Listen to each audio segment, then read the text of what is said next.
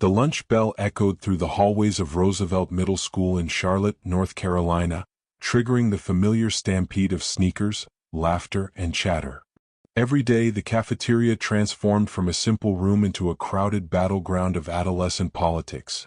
Who sat where, who had what lunch, who belonged and who didn't. For Tiana Brooks, lunch wasn't a break. It wasn't even a moment to breathe. It was the hardest part of her day. She walked toward the far back corner of the cafeteria, the spot she had claimed since the first week of school. Far from the loud groups, far from curious eyes, far from the jokes she wished she could outrun.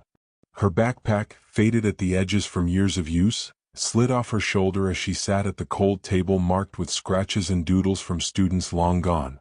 She unzipped her lunch bag gently, as if delaying the familiar embarrassment would soften it somehow. Inside rested the same meal she brought every day, 2 slices of plain wheat bread, stacked together without anything between them, and a bottle of water filled from the tap in their apartment. She flattened the bread on the napkin. No peanut butter. No cheese. No fruit. Bread and water. Day after day. It wasn't a trend. It wasn't a diet. It was survival. Her mother, Sharon, worked herself to the bone, morning housekeeping at the Hilton on South Tryon Street, then evening cleaning shifts at a downtown law office. Tiana knew money stretched thinner than they'd ever admit out loud. She also knew her mother skipped meals so Tiana could have something to bring to school. So she ate the bread. Silently. Gratefully. Even if others didn't understand. From across the cafeteria, a laugh burst out, loud, sharp, unmistakable. Tiana's shoulders stiffened. She didn't have to turn to know who it was. Jaden Croft. 12 years old, same as her, but louder, bolder, spoiled by parents who never let him hear the word no. His sneakers alone cost more than Tiana's entire wardrobe. And for reasons she never understood, he had decided she was his entertainment. He spotted her lunch and smirked. "Yo," he shouted, pointing. "Bread lunch again?" A couple of boys at his table, Brandon and Casey, turned and snickered. Jaden stood up, swaggering toward her like he was the star of some show no one else wanted to watch. "Let me guess," he said loudly, "chef special again?" "Straight gourmet." The boys behind him laughed harder. Tiana lowered her eyes, tearing a small piece of bread so she could chew without looking at them. If she didn't react, maybe they'd get bored. Maybe they'd go away. Maybe today would be different. But today wasn't different. Jaden leaned close enough that she could smell the artificially sweet scent of his sports drink. "You must be training to be a bird," he teased. "You know, breadcrumbs and water?" Brandon almost fell out of his seat laughing. Casey slapped the table. Tiana's fingers tightened around the bread. Her throat burned with humiliation, but she refused to cry. She refused to give them what they wanted. She whispered, "Please stop." Jaden cupped his ear dramatically. "Oh, she talks now. Didn't think you knew how." Her chest tightened. "Why can't you just leave me alone?" The words rushed to her tongue but stayed trapped there. Speaking up always made things worse. Before the situation could intensify, a lunch monitor shouted across the room for students to calm down. Jaden snorted, rolled his eyes, and strutted back to his table, victorious in his own mind. But the damage was done. The cafeteria soundtrack resumed, trays clattering, juice boxes opening, chairs screeching, but Tiana felt miles away from everyone. She forced herself to eat 3 small bites of bread, pretending she didn't feel every stare. In her mind, she drifted to her goals, her dreams of becoming an engineer, designing something meaningful, something that could lift families like hers out of struggle. She pictured her mother's tired smile, the encouraging squeeze on her shoulder each morning. "You're meant for more, baby," her mother always said. "You just keep going." And so she did. Even when it hurt. Even when lunch felt like punishment. She took another sip of water and tried to steady herself. But something shifted. A strange hush rolled across the cafeteria, the kind that travels before anyone understands what's happening. Conversation simmered down. Heads turned. Even Jaden paused mid-joke. Someone had entered the cafeteria. Not a teacher. Not a parent. Not anyone the students recognized. A tall man in a dark, tailored suit walked in, an expensive-looking briefcase in one hand, a sleek black umbrella in the other. His polished shoes contrasted sharply with the sticky cafeteria floor. His presence alone felt out of place, powerful, almost commanding. The assistant principal rushed behind him nervously, speaking quickly. "I'm so sorry about the noise level, Mr. Walker. Lunchtime is, well, it's always a bit chaotic." "It's all right," the man replied calmly, scanning the room. "I want to see things as they are." "Mr. Walker." The name rippled through the cafeteria whispers. "Who's that? Is he famous? Is he someone's dad? He looks rich." But Tiana wasn't caught up in the gossip. She studied him quietly. Something about the way he looked around, slow, observant, deliberate, felt different. Not judgmental. Not impatient. Almost searching. His eyes moved across the cafeteria, over the loud groups, past the tables filled with friends, past Jaden and his crew, until they landed on her. Their eyes met. Tiana froze. His expression softened, not pity, not surprise, but something she had not seen from an adult looking at her in a long time. Recognition. Understanding. Purpose. Without breaking eye contact, he began walking toward her table. Students shifted. Whispering surged. "Wait, is he going to her? No way. What's happening?" Jaden narrowed his eyes, confused and annoyed. The tall man approached Tiana's lonely table, set his briefcase down, pulled out a chair, and sat beside her as if he belonged there.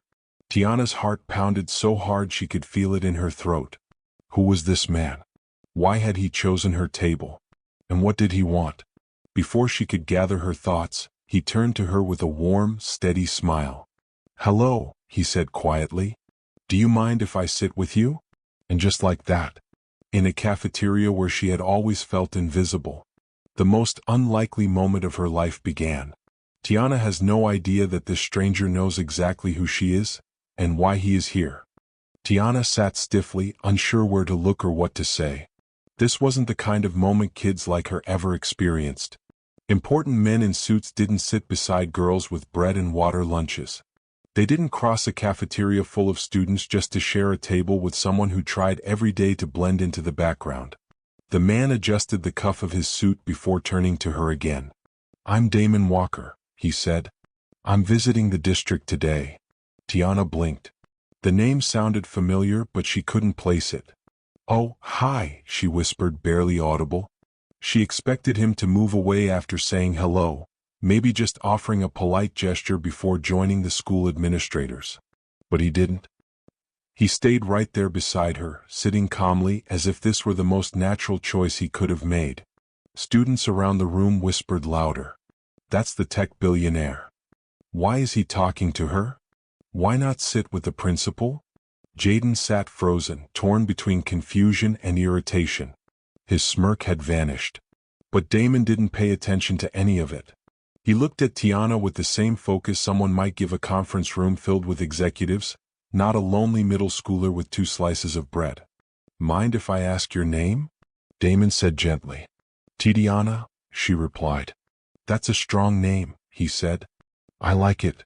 She felt the stares drilling into her back. No one had ever sat with her like this. Not another student, not a teacher, certainly not someone dressed like he signed $1 million checks before breakfast. He nodded toward her lunch. "Is that all you brought today?" Her cheeks burned with embarrassment. She looked down quickly. "Yes."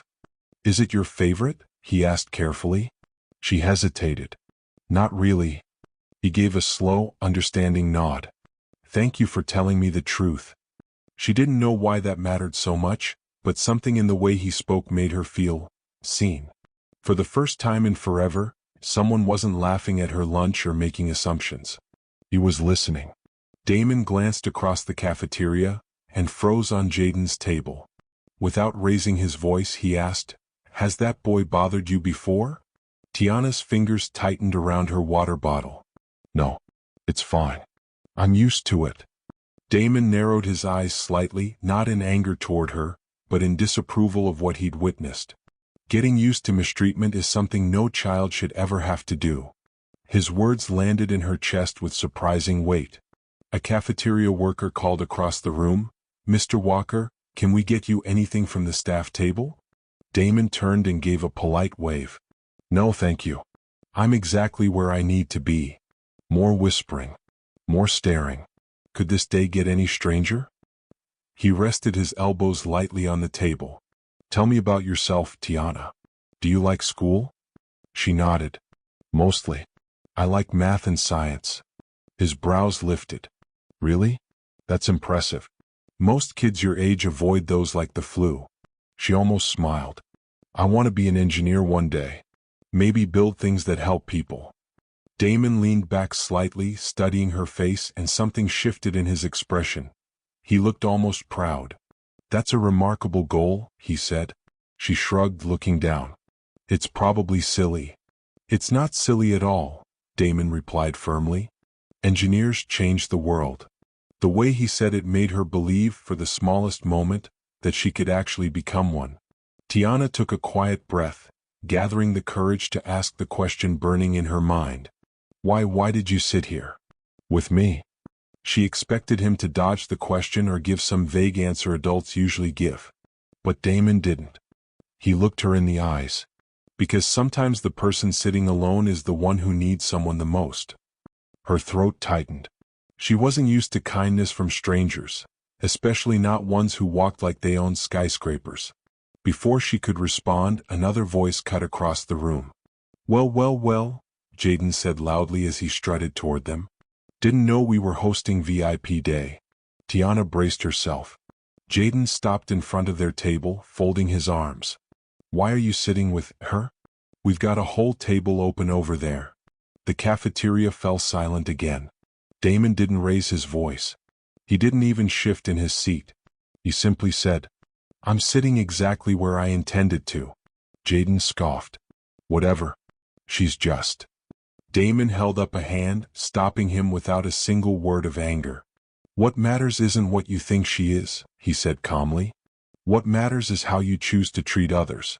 That tells the real story about who you are. Jaden's mouth opened, then closed again. His friends watched, stunned. No adult had ever spoken to him like that, especially not someone of Damon Walker's status.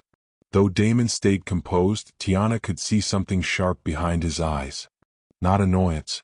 Something deeper. Something protective. Jaden muttered something under his breath and backed away, humiliated. Damon didn't watch him go. He looked at Tiana instead. I hope someone tells your mother what a strong daughter she's raising, he said. Tiana swallowed. You know my mom? Damon paused. It was brief, barely a second, but she noticed. He glanced at the assistant principal across the room, then back at her. I know enough, he said softly. Her heart thumped once hard. What did that mean? Had her mother met him? Had he talked to her teachers? Confusion swirled through her mind. Damon leaned slightly closer. Tiana, sometimes life brings people together for reasons that aren't obvious yet. But I promise you, I didn't choose this table randomly. The cafeteria noise faded around her. She felt as though the two of them were the only ones in the room. She whispered, Why are you really here? Damon gave a small, almost secretive smile. That's something we're going to talk about. But not here. Her heart started racing. What could he possibly need to discuss? What could someone like him want with someone like her? Before she could ask again, the assistant principal called out across the room, Mr. Walker, the superintendent is here to see you. Damon stood slowly, picking up his briefcase. We'll talk soon, Tiana. Very soon. He gave her one last reassuring nod before walking away, leaving her with questions swirling in her mind and a feeling unlike anything she had ever experienced. Tiana doesn't know it yet, but Damon didn't come to the school for business. He came because of her. The next morning came with the same heaviness Tiana had learned to carry like a second backpack. The hallways of Roosevelt Middle buzzed with life. Lockers slammed, sneakers squeaked, conversations overlapped. But somehow she always felt like she was walking underwater. Everything around her moved fast, loud, bright, while she stayed quiet, cautious, small.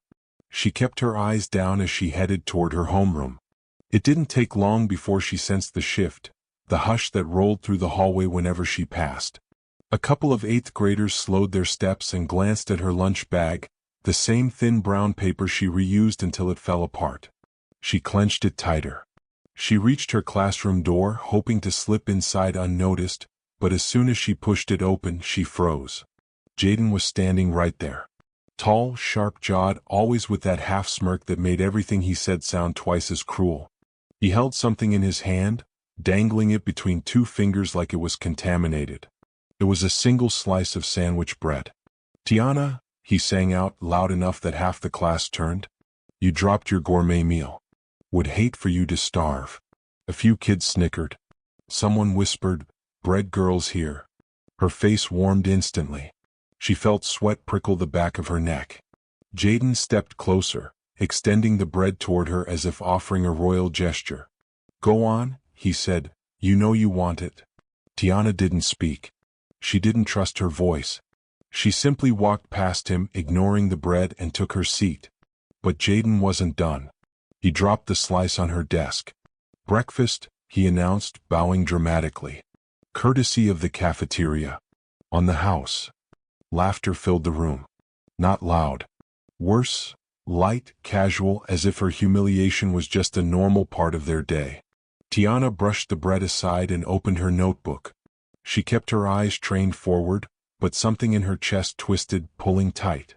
No matter how still she stayed, no matter how invisible she tried to be, the world refused to let her disappear. The teacher entered then, cutting the tension, and the class settled. But the damage lingered.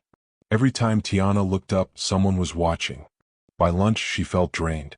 She sat alone at the far end of the cafeteria as always, nestled against the wall where shadows softened the noise.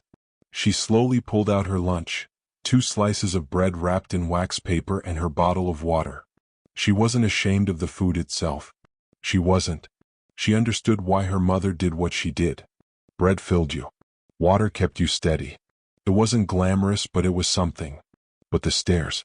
That was the part that hurt. The cafeteria hummed with chatter until a sudden hush broke through. Tiana kept her eyes on her food, but she could feel the shift. The air changed just the way it did before a storm. Jaden was approaching. He plopped his tray onto the table across from her with a loud clang. His friends, Eric, Chloe, and Brianna, assembled behind him, already grinning. Well, Jaden said, stretching the words like elastic. "I see the feast continues." Tiana stayed silent. She tore off a small corner of bread and chewed slowly. Jaden leaned in. "You know, if you told the lunch ladies you were on some new diet plan, they might actually believe you." Eric snorted. "Yeah, the starve and survive plan." A few nearby students laughed, some nervously, some eagerly. Chloe leaned over Jaden's shoulder. "At least spice it up, girl. Peanut butter? Jam? Something?" "She can't afford it," Brianna added with a smirk. Tiana swallowed hard. Not the bread, just her pride. She didn't want to react. Reacting was like giving them permission. But then Jaden reached for her water bottle. He picked it up, turning it slowly in his hand, mocking curiosity. "Water again? No juice? No soda? No sports drink? Nothing with flavor?" He twisted the cap. Tiana's heart jumped. "Stop," she said softly. Jaden raised an eyebrow. "Or what?" She reached out instinctively, trying to take it back, but he pulled it away. "Oh, come on," he said. "Don't be dramatic. I'm just taking a sip." He tilted the bottle as if about to chug it. That's when a teacher's voice boomed from across the cafeteria. "Jaden, put that down." The bottle froze inches from his mouth. Tiana exhaled shakily. Jaden scowled but lowered the bottle. "Relax," he muttered. "I wasn't gonna do anything." But even after the teacher walked away, the damage was done. The laughter returned. Someone snapped a photo. Whispers spread like wildfire. Bread girl. She hated that name. She hated how easily people reduced her entire existence to a lunch she didn't choose. Eventually the group drifted away, satisfied with their lunchtime entertainment. But their laughter echoed long after they left. Tiana stared at her remaining bread, her appetite gone. She closed her lunch bag. She folded her hands together. She kept breathing, though each breath felt heavier than the last. The school day dragged. Each class felt longer. Every whisper felt directed at her. By the time the final bell rang, she wanted nothing more than to escape, to disappear into the warm safety of home. But as she approached the bike racks, she realized something was wrong. A group of students were clustered near her bike, Jaden among them. Her stomach dropped. He stood beside her old rust-red bike, the one her mother repaired every other month. He spun the front wheel, laughing. "Yo, look at this thing," he shouted. "Does it even move?" Eric pressed on the handlebars, pretending it would collapse. "This belongs in a museum." "It belongs in the trash," Jaden corrected. The crowd laughed again. Tiana froze, her throat tightening. She wanted to tell them to stop. She wanted to protect what little she had. But the words got stuck, trapped behind fear and exhaustion. Jaden pushed the bike lightly. It wobbled. Her chest tightened. Not the bike too. Not today.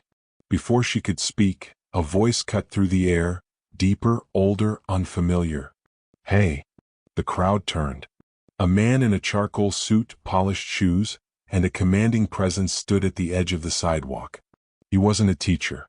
He wasn't a parent. He didn't look like anyone who belonged at a middle school. But he looked directly at Tiana. And something in his eyes, sharp, focused, and surprisingly gentle, made her breath hitch. Jaden stepped back, uncertain for the first time. The man approached slowly, his gaze lingering on the bike, the crowd, the girl trying so hard not to break. "You all right?" he asked quietly. Tiana didn't answer. She didn't know how. But one thing was clear. Her life was about to change.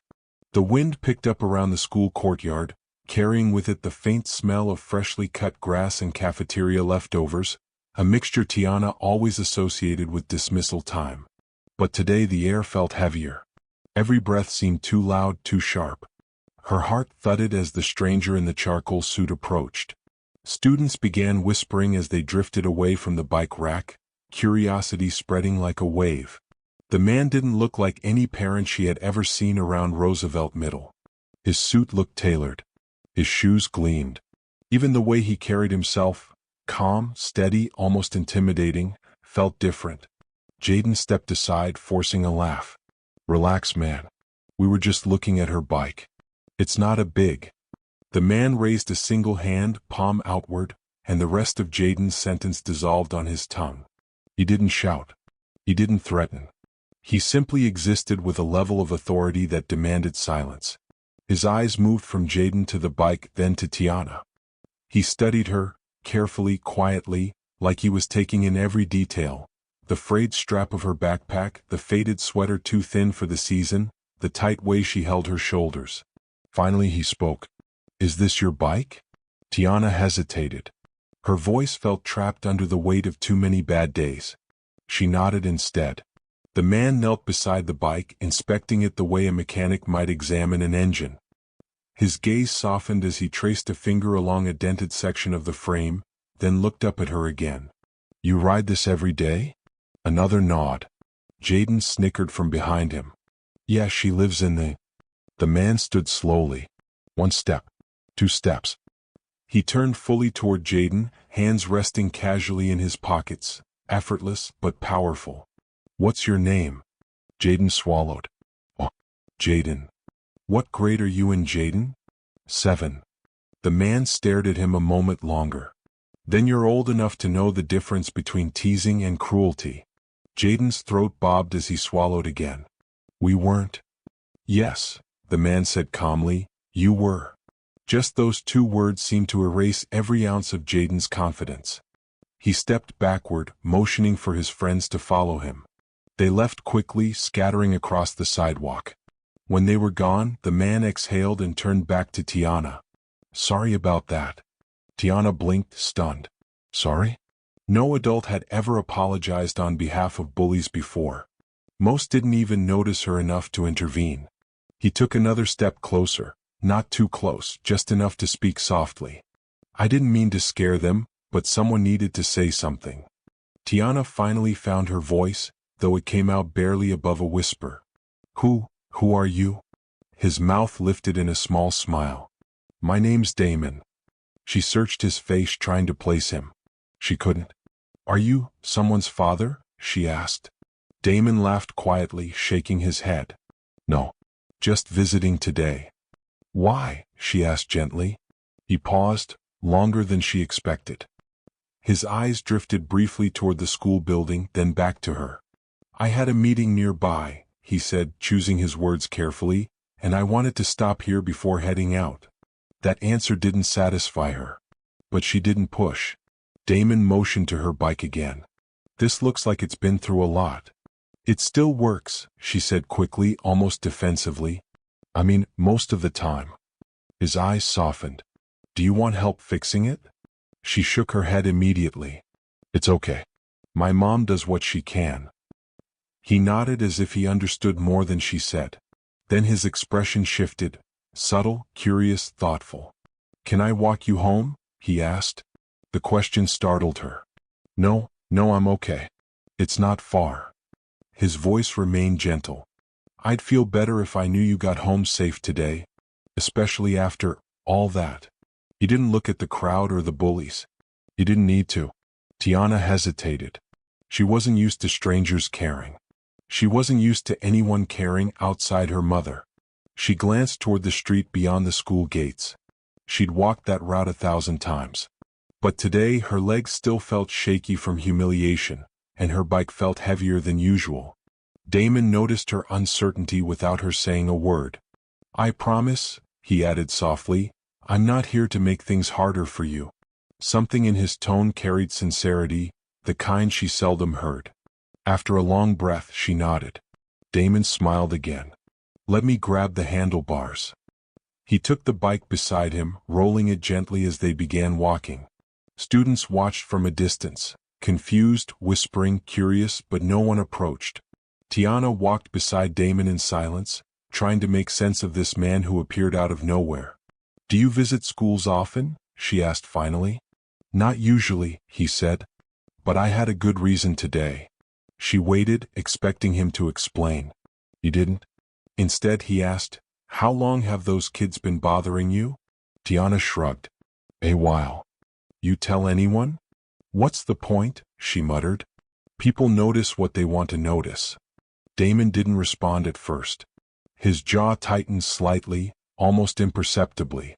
You shouldn't have to deal with that alone. She didn't know how to answer. The truth was she didn't know what life felt like with help. A silence settled between them, comfortable, surprisingly. When they reached the corner of Birchwood Avenue, Damon slowed. I'm not gonna go all the way, he said. Just enough to make sure you're safe.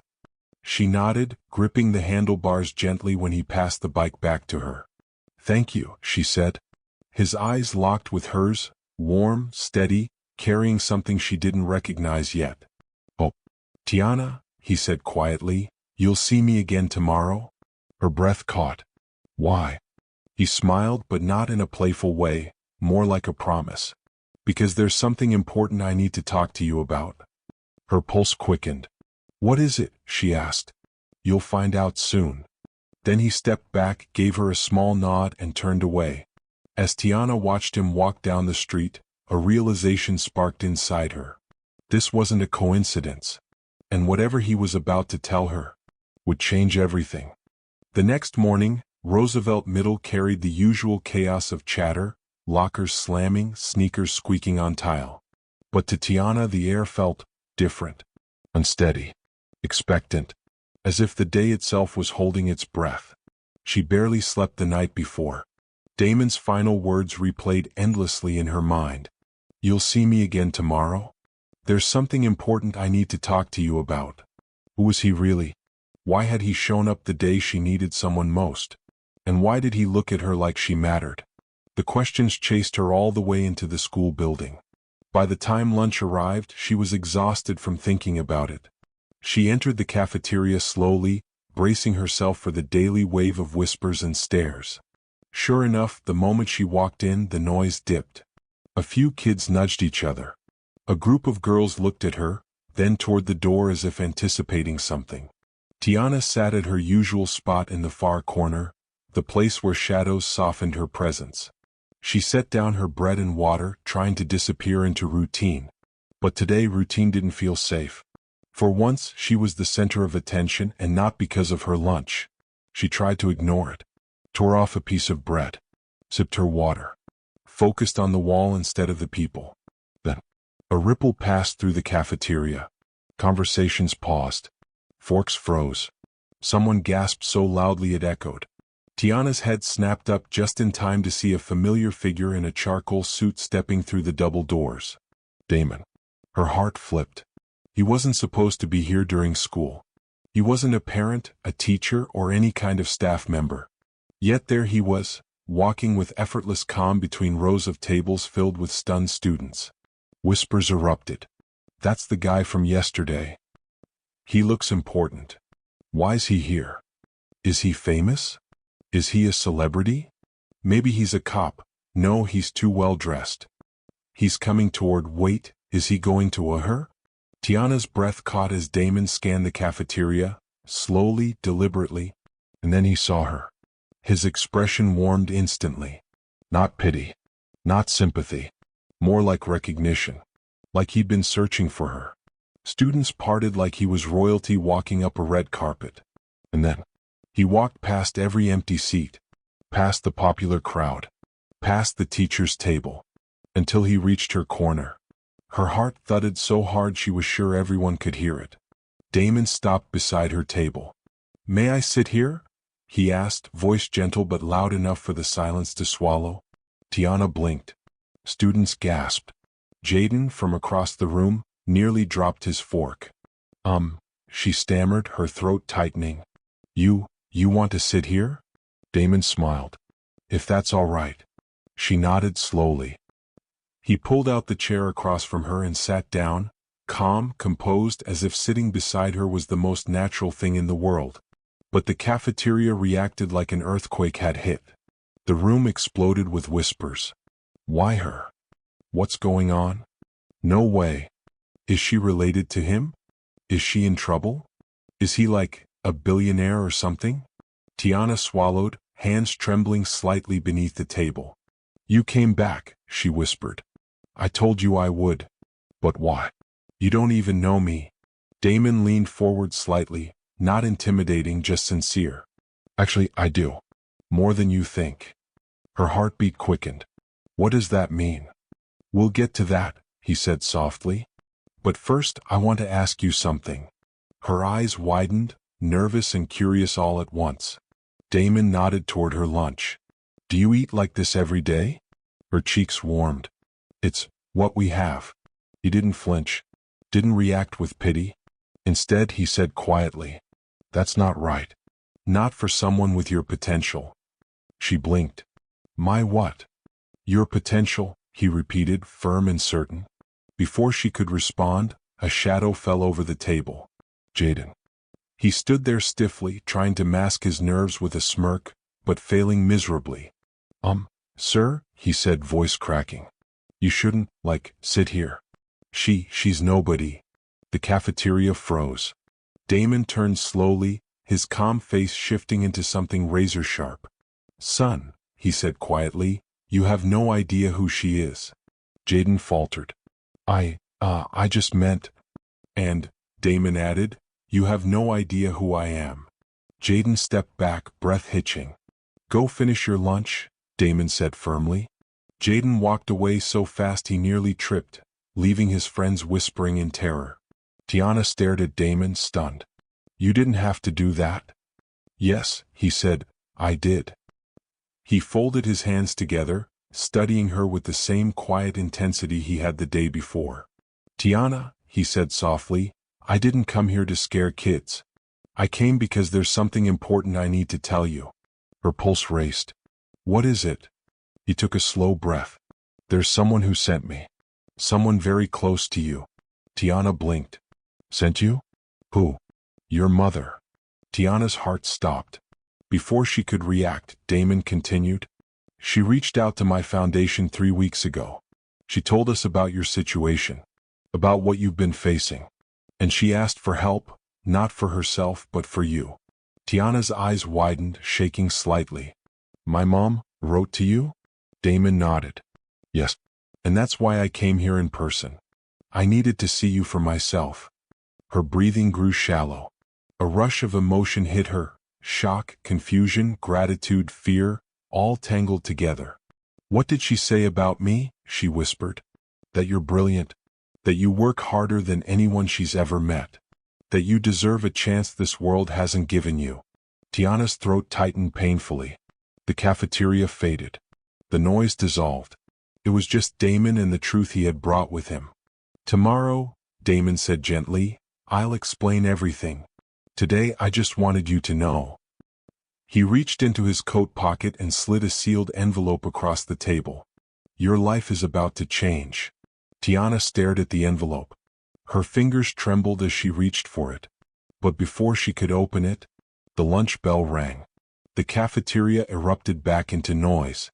Damon stood, placing one hand on her shoulder, a brief, reassuring touch. Keep it safe, he whispered. And be ready. Then he walked out of the cafeteria, leaving every student stunned. And leaving Tiana with the envelope that would change her world. The rest of the school day passed in a blur. Teachers spoke, students chatted, papers rustled, but Tiana heard none of it. Her mind stayed locked on the sealed envelope inside her backpack, hidden between her math book and a wrinkled permission slip. She felt its weight even when she wasn't touching it. What did Mom write? What was inside? Why would she contact a man like Damon? And most troubling, why did Damon say her life was about to change? By the time the final bell rang, Tiana's nerves were stretched thin. She moved quickly, slipping through the hallway before anyone could corner her with questions or whispers. But she wasn't fast enough. As she approached the school steps, a familiar voice stopped her. Hey, I mean, Tiana. Jaden. Tiana froze. He jogged toward her, breathless, face flushed, not with anger this time but embarrassment. He scratched the back of his neck, avoiding her eyes. I wanted to talk. She stiffened. About what? Jaden swallowed. About earlier. I shouldn't have, it was just, I don't know. That guy looked important and he kind of told me off. Tiana stared at him. So you're only sorry because he scared you? Jaden winced. Well, yeah. I guess. But also, I didn't know your mom knew people like him. No one did. She doesn't, Tiana said quietly. I don't even know who he is. His brow shot up. Seriously? Seriously? Jaden looked baffled. Then why'd the dude defend you like that? Why'd he sit with you? Tiana hugged her backpack closer. I don't know. Jaden paused, watching her carefully. You're not, in trouble or something, right? That guy wasn't, a lawyer or FBI or whatever. Tiana bit back a laugh. It wasn't funny, but the idea of Damon as an FBI agent was almost ridiculous. No, she said softly. He said he came to help. Jaden blinked. Help? Why would someone like him help you? There it was, the question that echoed the whispers of the entire school. Tiana didn't answer. She simply turned away. As she walked off, she could feel Jaden watching her, confusion and maybe something else, guilt, mixing on his face. But she didn't look back. She had bigger things to worry about. The walk home felt twice as long. Every step was filled with tension, her fingers brushing the zipper of her backpack as if the envelope might vanish. Damon's promise echoed in her head. Your life is about to change. When she reached her apartment building, a beige, aging complex on Maplewood Street, she climbed the stairs with shaky legs. Her mother, Sandra, was waiting inside the apartment, still in her work uniform from the early shift at the grocery store. When she saw Tiana, she smiled softly, but the tiredness in her eyes was unmistakable. Hey baby. How was school? Tiana swallowed hard. Mom, we need to talk. Sandra stiffened instantly. What happened? She asked, stepping forward. Did something go wrong? Did someone hurt you? Tiana shook her head. No. But Mom, someone came to see me. Sandra's expression froze. Who? She whispered. A man named Damon. He said you wrote to him. He said you told him about me. About our situation. Sandra's face drained of color. She sat down slowly on the worn couch, hands trembling as she rubbed her forehead. Tiana, I didn't think he'd come in person. You did write to him? Sandra nodded weakly. Yes. I reached out to his foundation. I asked for help. But I didn't expect him to show up at your school. That wasn't supposed to happen. Tiana's pulse quickened. Why not? Because, Sandra whispered, men like Damon Everett don't show up for people like us unless. She stopped herself. Unless what? Tiana pressed. But Sandra didn't answer. Instead, she pointed to the backpack. He gave you something, didn't he? A letter? Tiana took a deep breath and pulled out the envelope. Sandra stared at it as if it were a live wire. Open it, she said. Tiana slid her finger under the seal and unfolded the crisp paper inside. Her eyes widened. Amon? Sandra leaned closer. What does it say? Tiana read aloud, voice trembling. Miss Tiana Brooks. After reviewing your mother's request and the information she provided, the Everett Foundation has selected you for a private opportunity. This includes full academic sponsorship, personal mentorship, and placement into an advanced youth leadership program. One designed for future scholars, innovators, and leaders. Details will be shared tomorrow. Damon Everett, founder and CEO, the Everett Foundation. New York, New York. Sandra covered her mouth, tears swelling. I can't believe he actually. Tiana's mind spun. Mom, this sounds huge. It is huge, Sandra whispered. Damon Everett is one of the wealthiest men in the country. People wait years to get into his programs. Tiana gasped softly. She never imagined her life would brush up against someone like that. But why me? She whispered. Sandra took her daughter's hands gently. Because you're special, she said. And I wanted someone to finally see it. Tiana's throat tightened. For a moment, the world felt like it was shifting, tilting towards something brighter. But then, a loud knock shattered the moment. Sandra froze. Tiana's eyes darted to the door. Another knock. Harder this time. Sandra stood, hesitant, her breathing unsteady. Stay behind me. She opened the door a crack. A stern-looking woman in a black coat stared back, holding a clipboard. Miss Sandra Brooks? She asked coldly. Sandra swallowed. Yes. The woman flashed a badge. Talia Reed. Child Protective Services. We need to discuss a report filed this morning.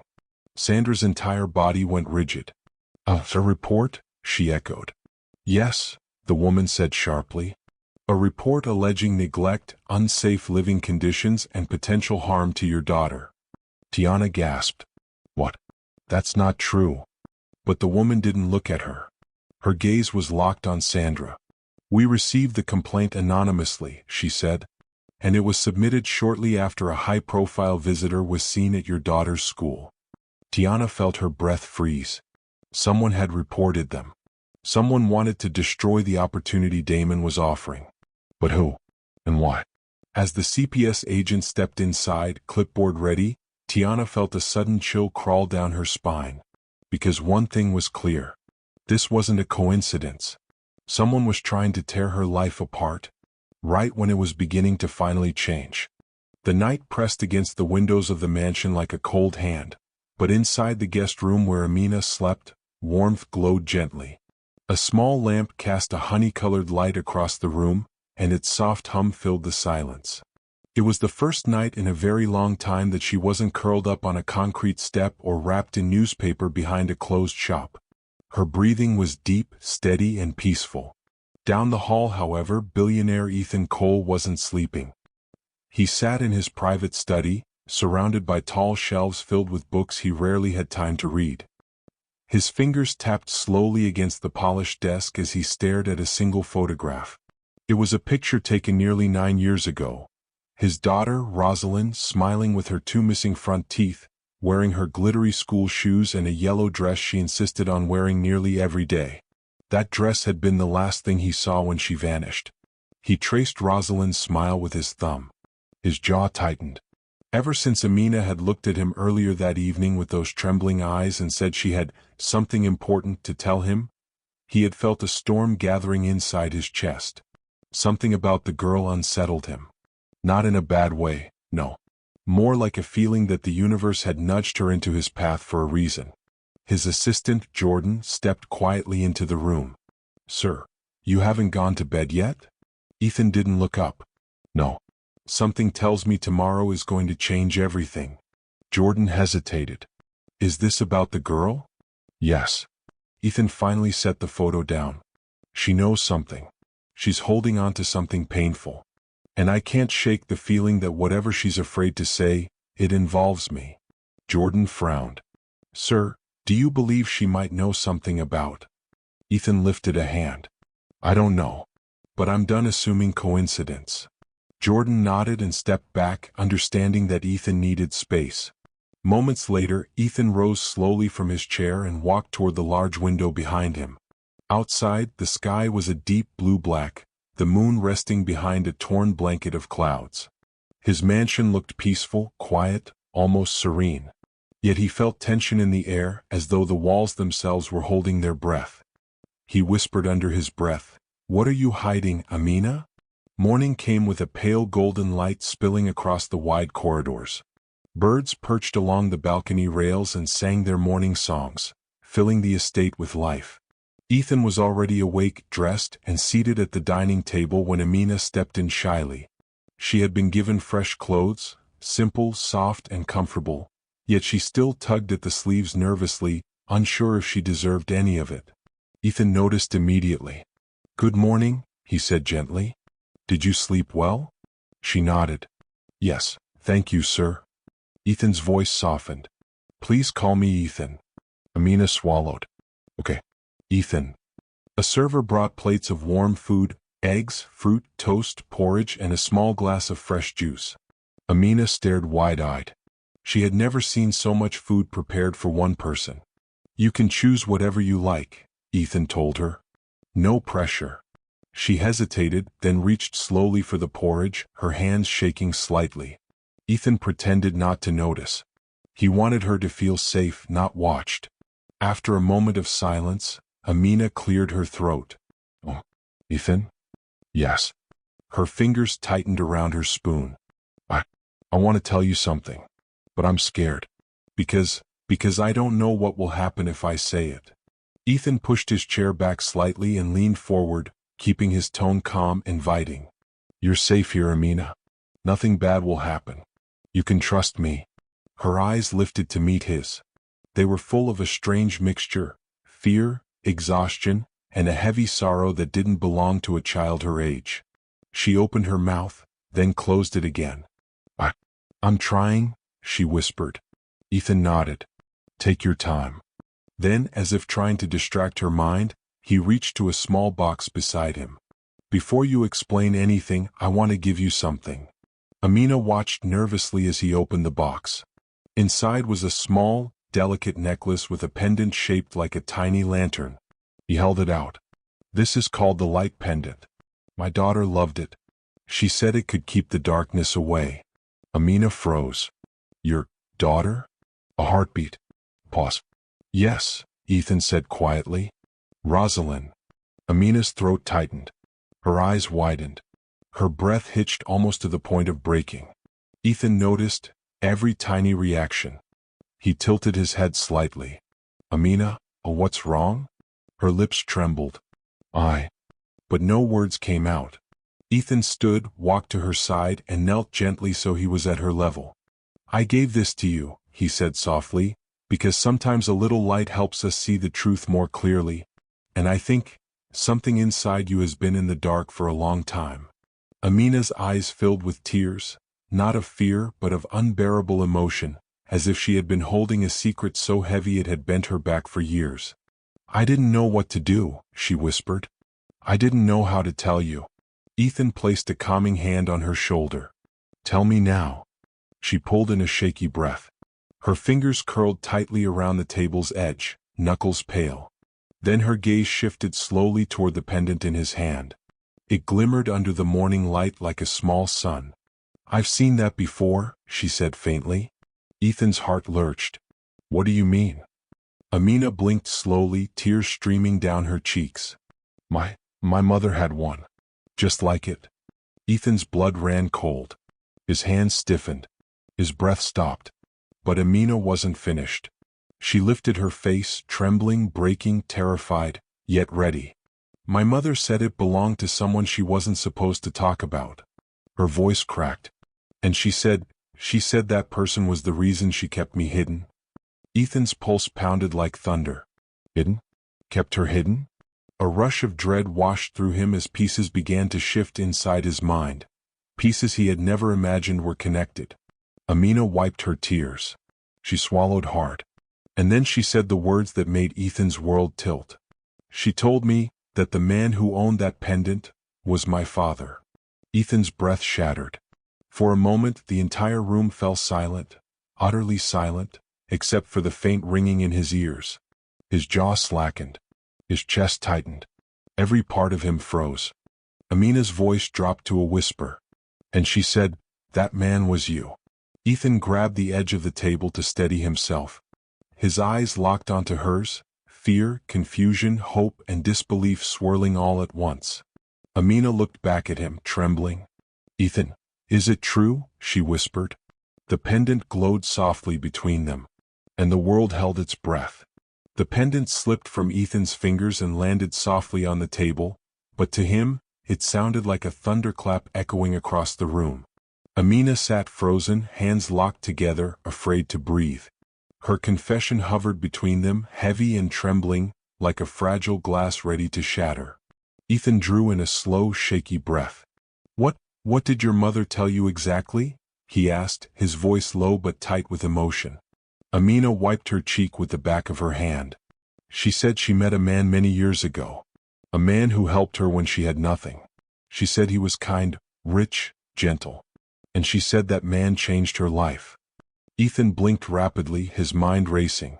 He whispered, "Your mother, what was her name?" Amina hesitated.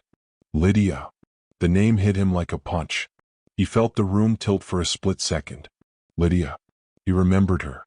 Not in a painful way, but in a distant, bittersweet memory he had packed away long before his world fell apart. They had met briefly. A humanitarian event he had sponsored. She worked as one of the volunteers. Their conversations had felt warm and spontaneous, two people sharing a temporary moment of escape from their different worlds. He remembered her smile, soft but sad, as if she carried storms no one else could see. But he had never known. He shook the thought away. This wasn't the moment to drift into memories. A child sat in front of him, scared, fragile, and desperate for a truth she wasn't even sure she wanted. Ethan sat back slowly and exhaled sharply. "Amina, your mother never contacted me again after that time. I didn't know she had a child. I didn't know she disappeared." Amina's voice trembled. "I didn't think you knew. She said you were fighting your own battles. She said you were broken." Ethan's shoulders stiffened. "Broken," he whispered. He knew what that meant. It was the period right after his daughter, Rosalind, vanished. A deep grief had swallowed him whole, stealing years away from him. He had been a ghost walking through his own life, numb to everything except the pain he carried like a second heartbeat. Amina noticed the shift in his face. "I'm sorry," she said softly. "I didn't mean to hurt you." "You didn't hurt me," he said quickly. "You're just telling me what you know." Amina lowered her gaze. "I didn't want you to think I was lying. I didn't even know if any of it was true. I only told you because I didn't want to keep secrets anymore." Ethan reached for the pendant and placed it gently in front of her. "Do you know why my daughter loved this?" he asked quietly. Amina shook her head. She said light always finds its way to the truth. She believed that nothing stays hidden forever, not love, not hope, not the people we lose. Amina pressed her lips together, her chest rising and falling quickly. He continued, "If your mother said I'm your father, then we have to find out. Not with guesses, not with fear, but with certainty." Amina's voice cracked. "How?" "We'll do a test," he replied. "A simple DNA test. No pressure. No expectations. Just answers." Amina's fingers trembled on her lap. "And if I am?" Ethan swallowed hard. "Then I will never let you live another day alone. Ever." Her breath hitched, but he wasn't finished. "And if I'm not," he added gently, "you will still have a home here until you find the life you deserve. I won't abandon you." The tears she had been holding back finally fell. Not in loud sobs, but in quiet streams that she quickly tried to wipe away. No one's ever said anything like that to me, she whispered. Ethan's chest tightened painfully. Then it's long overdue, he said softly. Later that afternoon, Jordan arranged everything discreetly. A private doctor arrived at the mansion with a small case. Amina sat nervously on the sofa, hugging a pillow tightly to her chest. Ethan stood behind her protectively. The doctor knelt in front of her. "Sweetheart, I just need a quick swab from your cheek. It won't hurt." Amina nodded stiffly. The swab touched her inner cheek for a few seconds. Then the doctor sealed it carefully, labeled it, and turned to Ethan. "We'll have results in less than 48 hours. "Thank you," Ethan replied. The doctor left through the side entrance and the house grew quiet again. Too quiet. Amina sat motionless. Ethan noticed. "You okay?" he asked. She nodded slowly. I don't know what to hope for." Ethan lowered himself onto the sofa beside her. "That makes two of us." A faint smile tugged at her lips, but worry quickly replaced it. "What if the result makes things worse?" she whispered. Ethan looked straight into her eyes. "Truth never makes things worse. Lies do. Confusion does. But truth? Even when it hurts, it sets us free." She swallowed. "Do you think my mother lied?" Ethan's eyes softened. "I think your mother was scared. And fear makes people hide things even from the ones they love." Amina leaned her head against the pillow. "She told me she wanted to protect me. Then she probably believed she was doing the right thing," Ethan said. "Sometimes people protect us in ways we don't understand until years later." Amina's gaze drifted to the pendant still on the table. "Can I hold it?" she asked quietly. Ethan nodded. She reached out and gently picked it up, her small fingers curling around the lantern-shaped charm. A strange calm washed over her face, as though it soothed a part of her she didn't even realize was aching. "It feels warm," she murmured. "Maybe it always belonged in your hands," Ethan replied. Amina looked up at him, a question trembling in her eyes. "Ethan, if the test says I'm not your daughter, will you send me away?" He exhaled deeply. "No. Never." "Why?" "Because you deserve safety," he said firmly. "You deserve a chance at a life filled with love. And I can give you that, not because I have money but because you walked into my life for a reason." Amina breathed out shakily. Do you think your daughter would have liked me?" Ethan felt his heart twist. "She would have loved you," he whispered. "She always wanted a little sister." Amina's eyes glistened again. "I wish I had known her."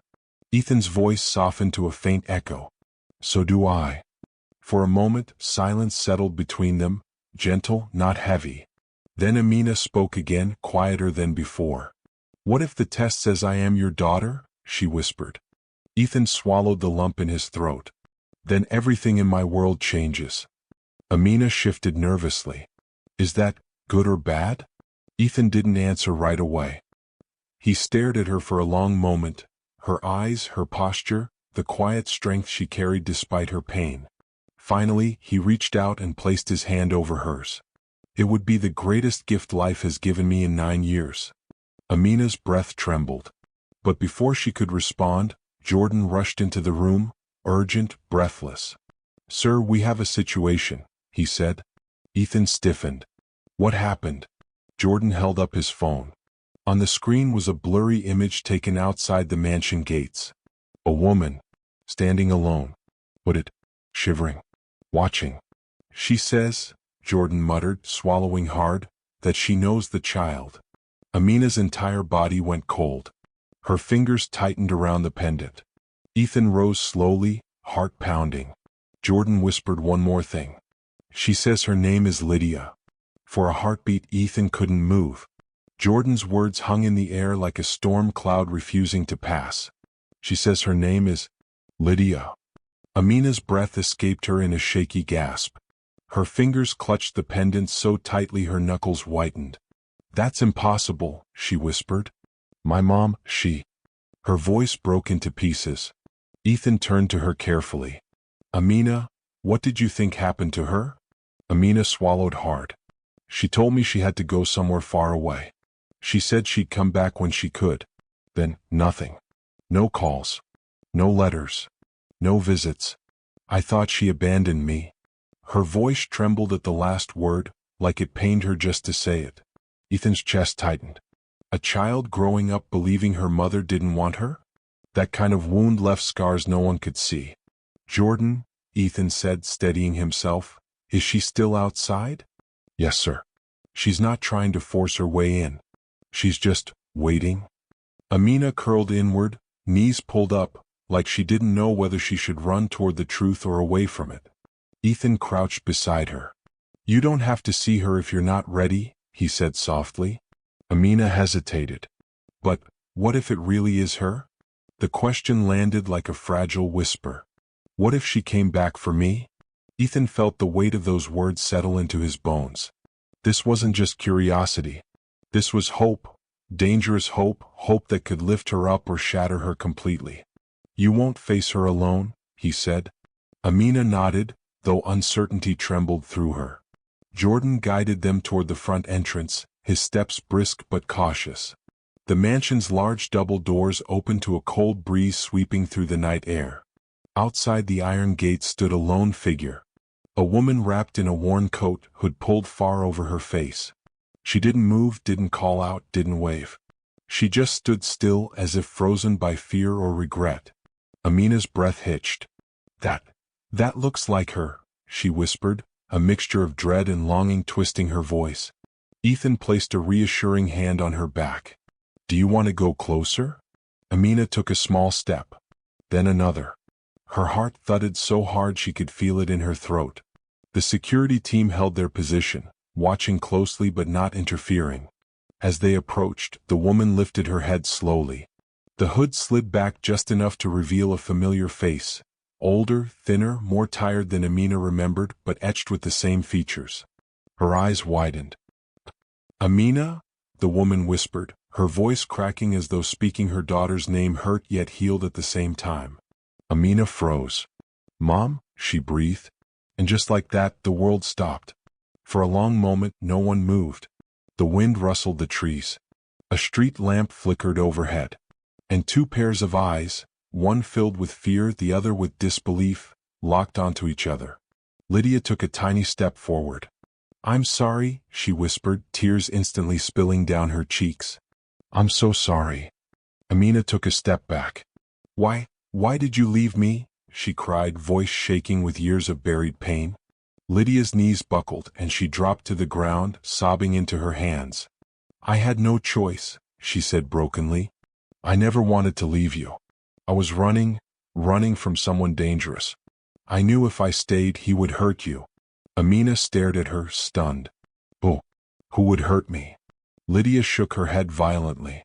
I can explain everything, just not here. Please let me talk to you. You deserve the truth. Amina blinked rapidly, struggling to make sense of it all. Ethan stepped between them gently, not blocking but steadying the moment. Lydia, he said carefully, Amina has been through enough uncertainty. If you're here to tell the truth, do it clearly. Lydia looked up at him, recognition dawning in her tired eyes. You, she whispered. I know you. Ethan stiffened. Do you? Yes, she said, voice trembling. You're Ethan Hale. You helped me once. Years ago. Amina's heart pounded faster. You knew him? She cried. Lydia nodded slowly. He was one of the kindest people I ever met. I wanted to reach out so many times. But I was scared. Scared that my past would destroy both of you. Amina hugged herself, the pendant cold against her chest. What past? Lydia looked down, shame pulling at her features. The man I was involved with before you were born. A man who never wanted you to exist. He threatened me. Followed me. I hid from him for years. Amina's breath trembled. So, you didn't leave me because you didn't want me? Lydia's face twisted with anguish. Never. You were everything to me. Leaving you behind broke me. But I thought, if you stayed far from me, he would never find you. Amina shook her head. Mom, you should have taken me with you. You should have taken care of me. Lydia's knees wobbled. I know, baby. I know. I failed you. But I'm here now. And I'll tell you every truth you're ready to hear. Amina's eyes flicked back and forth, confused, overwhelmed, torn. She wanted to collapse into her mother's arms. She wanted to scream. She wanted to run away. She wanted answers. She wanted comfort. She wanted everything and nothing at the same time. Ethan stepped closer, voice calm. Amina, whatever you choose, I'm right here. Amina inhaled shakily. Then a sound split the moment. A loud snap. A branch? A footstep? No. Something metallic. Jordan reacted instantly. Sir, someone else is out here. Security lights flashed on, illuminating a shadow behind the bushes near the gate. A tall figure retreated into the darkness. Jordan shouted, "We have movement. Secure the perimeter." Lydia's breath turned to ice. "Oh no," she whispered, terror flooding her face. "He followed me." Amina's eyes widened. "Who?" Lydia grabbed her arm. "The man I was running from." Ethan stepped forward, protective instinct blazing in his eyes. "Jordan, get them inside, now." Security rushed to surround them. Amina clutched Ethan's sleeve. "Is he here for me?" she asked, voice breaking. Lydia shook her head frantically. "He's here for both of us." The night suddenly felt colder. The shadows felt deeper. And the danger Lydia had spent years escaping had finally found its way back. The night, once quiet and still, exploded into chaos. Security lights washed the driveway in harsh white beams. Guards raced toward the shadows, radios crackling. Lydia pulled Amina close, trembling so hard her teeth chattered. Ethan stepped in front of them instinctively, placing himself between the women and whatever danger lingered in the darkness. "Jordan," he barked. "Report." Jordan moved fast, scanning the perimeter with 2 guards. "We saw a tall figure, hooded. He slipped through the trees before we could get a visual. He's not inside the property, but he was close." Lydia's breath hitched. "He followed me. I tried to shake him off, but he's been watching, waiting." Amina clung to Ethan's sleeve, her small voice trembling. "Who is he? Why would he follow us?" Lydia swallowed hard, eyes darting as though expecting the figure to reappear. "He's someone from my past," she whispered. "Someone who should have never known I kept you." Amina's heart thudded violently. "What? What does he want from me?" Lydia shook her head, unable to explain as fear stole her words. Ethan held a firm but gentle tone. "Inside. All of you. Now." He ushered them through the gates. Security sealed the entrance behind them with a loud metallic clang that echoed like a warning. Inside the mansion, the sense of safety returned slowly but remained fragile. Lydia stood in the foyer, drenched in panic, scanning every shadow as if the walls themselves could betray her. Amina stayed close to Ethan, trying to control her breathing. Jordan handed Ethan a tablet with the security footage. "This is all we managed to capture." Ethan studied the grainy clip. The figure stood just beyond the light's edge, tall, broad-shouldered, wearing a heavy coat. His face was completely hidden. But the posture, tense, stiff, purposeful. Ethan's jaw tightened. This wasn't a trespasser. This was surveillance. He was watching. Amina shivered. He looked like he didn't want to be seen. Lydia dropped into a chair, wringing her hands. "He never does. He waits. He follows. He disappears. I spent years trying to lose him. I thought I finally did." Ethan slowly turned toward her. "Lydia," he said carefully, "you need to tell us who he is. We can't protect you if you don't share the truth." Lydia's eyes closed. "If I say his name, I make him real again." Amina stepped forward, voice faint but desperate. "Mom, please. I've lived half my life not knowing anything. I need answers." Emotion cracked through Lydia's face. She reached out, touching Amina's cheek with trembling fingers. "You deserved a better life than I gave you," she whispered. Amina's eyes softened. "Then tell me the truth now." Lydia inhaled shakily, then spoke in a voice barely above a whisper. "His name is Colton Pierce." The name seemed to darken the room. Ethan's brow furrowed. "Who is he?" Lydia hesitated. Her gaze darted to Amina, then back to Ethan. "He was someone I dated briefly, before I ever met you. We ended things when I discovered he was involved in illegal activities. Dangerous ones. When I found out I was pregnant, I knew I had to disappear." Amina blinked, stunned. "He didn't want me?" Lydia's face crumpled. "No. He demanded I end the pregnancy. When I refused, he lost his mind. He said if I had the baby, he'd make sure I lost everything." Amina stepped back, horrified. Why would someone be that cruel? Lydia wiped away tears. Because people like him only care about control. not love. Ethan crossed his arms, expression turning from concern to something harder, protective, resolute. And he'd hurt a child to maintain that control? Lydia nodded slowly. He threatened to take Amina away. Threatened to hurt her. That's why I ran. I never stopped running. Jordan paced nearby, absorbing every detail. If he tracked you here, he's not acting out of impulse.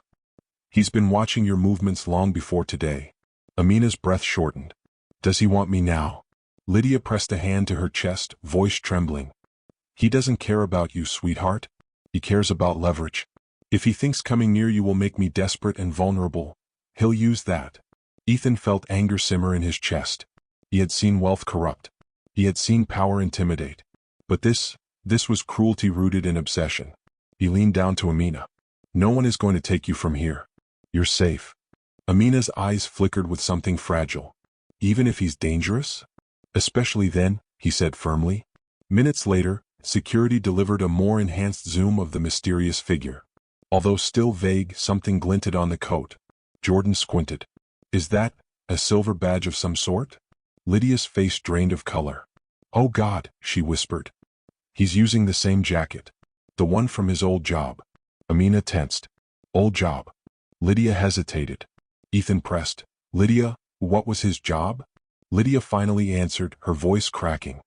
He used to work in private enforcement. He wasn't a typical officer. He worked for people, bad people, who paid him to make problems disappear. Amina froze. You mean, like hurting people? Yes, Lydia whispered. And he enjoyed it. A chill swept through the room. Jordan ran a hand over his jaw. That makes him unpredictable. And relentless. Ethan turned fully toward Lydia. Why show up now after years of silence? Lydia sagged into the couch. Because I made a mistake. When I heard about the Missing Child Foundation Ethan created, I thought maybe it was time to reach out. I made a call. Not to Ethan, I didn't know how to reach him, but to someone who promised they could get a message to him. Amina stared at her mother in disbelief. Mom, did you use your real name? Lydia's face revealed the answer before her lips did. Yes. Amina's heart sank. So he tracked you. Lydia nodded, shame swallowing her whole. I thought I was doing the right thing. I didn't realize he was still watching. Ethan paced, deep in thought. The situation had layers: fear, danger, history. But more than anything, he saw a terrified woman trying to protect the child she loved, and a child who had never known safety. He faced Lydia.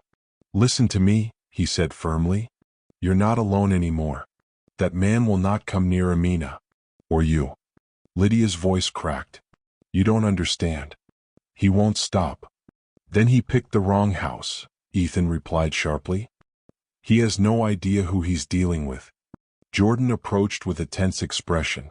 Sir, you need to see this. He held up his phone. A new image. A clearer one.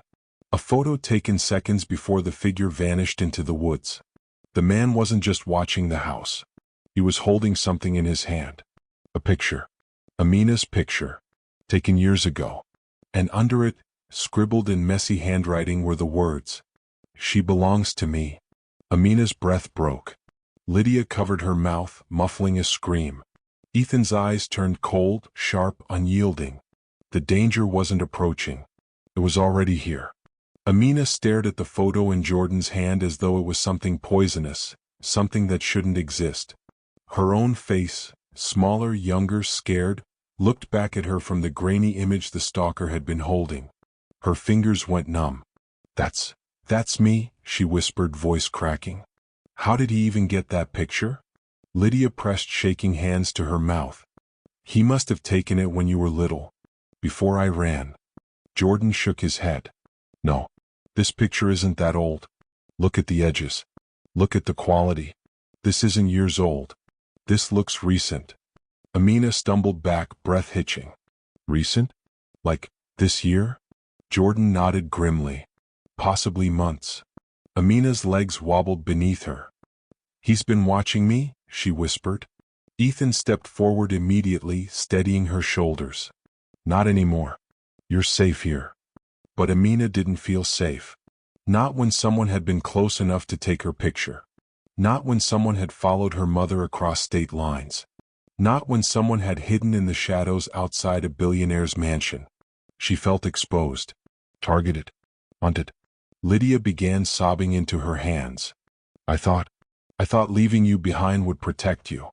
I thought he couldn't find you if he didn't know where you were. Amina turned to her mother, hurt tightening her chest. But he did find me. Lydia collapsed to her knees. Because of me.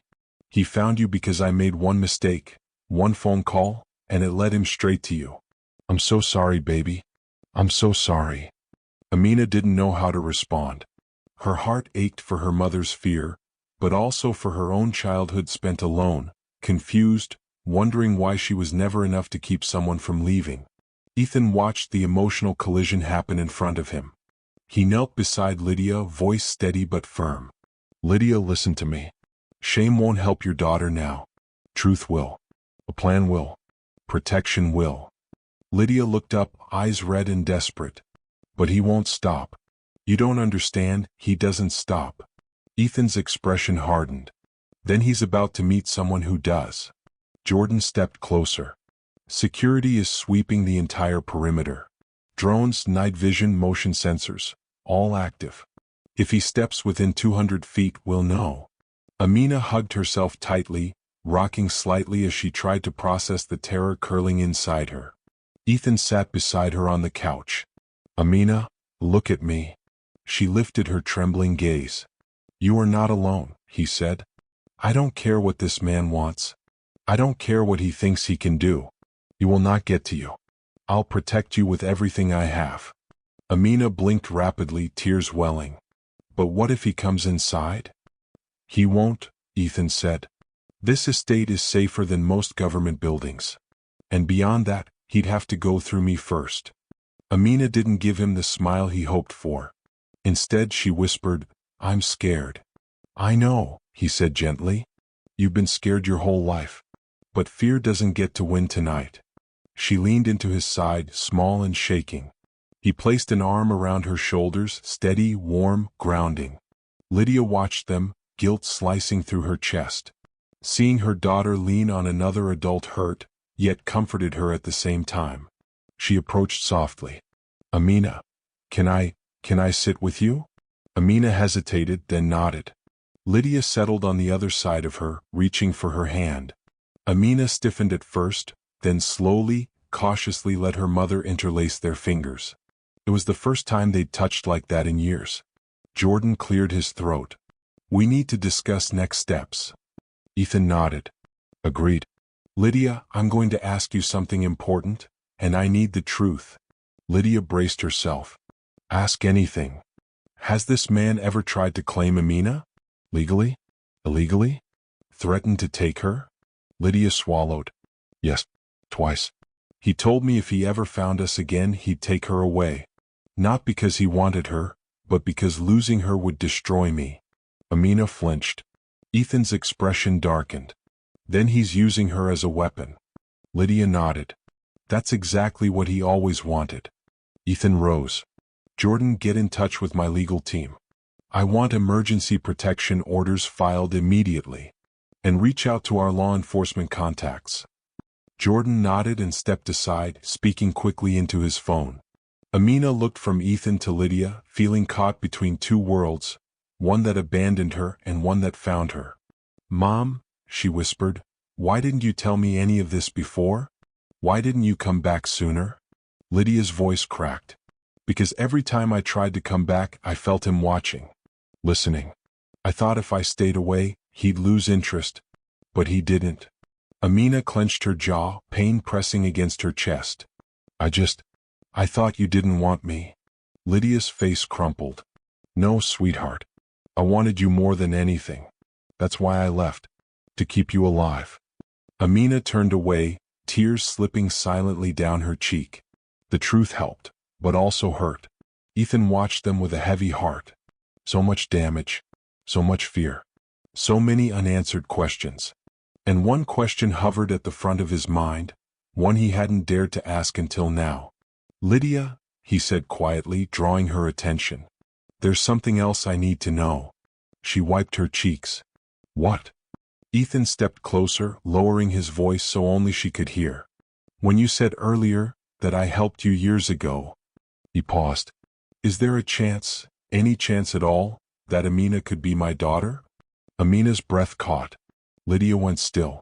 A full 5 seconds passed.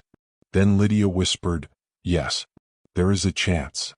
Amina's eyes widened, tears hanging on the edges. Ethan felt something shift, hope, dread, longing, everything at once. Before he could say another word, a loud alarm blared through the mansion. Amina screamed and grabbed Ethan's arm. Jordan ran back into the room. Sir. Motion detector tripped on the east side. Security screens flashed red. A single silhouette appeared on the monitor, standing right outside the window. Then, a fist hit the glass. Art. Amina collapsed backward in terror. And the silhouette leaned in closer. A man's voice, muffled but chilling, echoed from outside. Lydia, you can't hide anymore. The wind swept across the old wooden porch as Harold stepped outside the small cottage on the lake, just minutes after returning from the school. His mind was still replaying the look in Elena's eyes, the quiet confusion, the disbelief, the flicker of hope she didn't dare to fully embrace. He had known children like her before. Children who learned to endure silence because life rarely listened. Children who carried burdens stitched tightly beneath their skin, acting as though the weight was normal. But Elena, something about her felt unbearably familiar. Inside the cottage, the flames from the fireplace painted warm shadows across the walls. Everything around him looked cozy, soothing even, but Harold felt none of it. He walked toward the mantel and picked up the picture frame that rarely left his sight.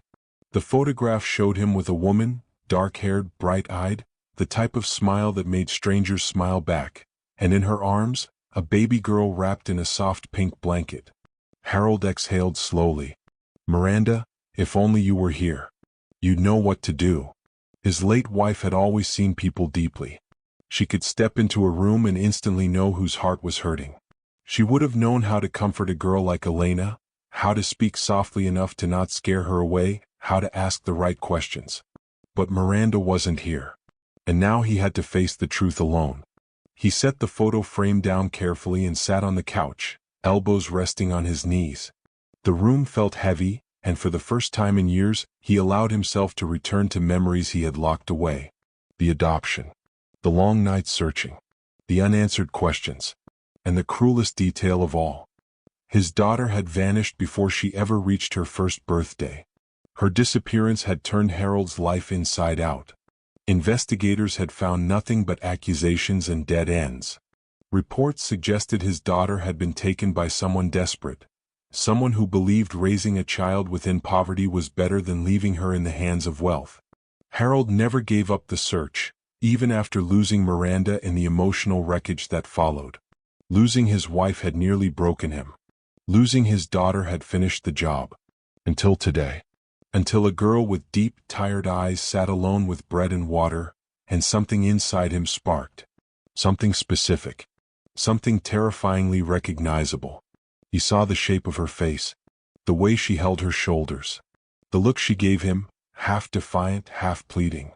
A look he had seen once before. In Miranda's baby pictures. The crackle of the fireplace snapped him out of his spiral. He stood pacing the living room. No, he muttered under his breath. It can't be. It's impossible, isn't it? He grabbed his phone from the counter. There was one person who might know more, if she dared to speak. Mrs. Green, the school custodian. A woman who often kept her head low but always watched everything. Harold had noticed how she looked at Elena earlier that day, concern mixed with fear. She knew something. He was sure of it. He found her number listed under school emergency contacts. His finger hovered over the call button before he pressed it. The line rang twice, then 3 times. Then, hello. Her voice trembled. Mrs. Green, Harold said gently. It's Harold Whitman. I'm sorry for calling so late. A long pause followed, the kind of pause filled with someone deciding whether to hang up. Mr. Whitman? I didn't expect. What do you need? He swallowed, steadying his voice. It's about Elena. The silence suddenly sharpened. He heard the faint creak of a chair on her end as if she had suddenly sat down. I thought so, she whispered. I knew you'd ask. Harold's pulse kicked. What do you know? Mrs. Green breathed out shakily. I've been wanting to tell someone for years. But the woman raising her, she's not someone you anger. People around here learned that the hard way. The words tightened Harold's jaw. Are you saying Elena is in danger? Not the kind you're thinking, she said. Physical? No. Emotional? Every day. What does that mean? Mrs. Green hesitated again. Then she lowered her voice as if someone might be listening. Her guardian, she wasn't the one assigned to care for Elena. She took her in without any legal papers. I knew it the moment I saw the forged signatures. Harold froze.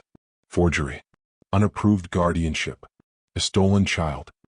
His heart began to pound so loudly he almost missed her next words. Elena wasn't supposed to grow up with her. She was supposed to go to a foster placement in Pittsburgh. But someone intercepted the paperwork. Harold whispered, Who? Mrs. Green swallowed.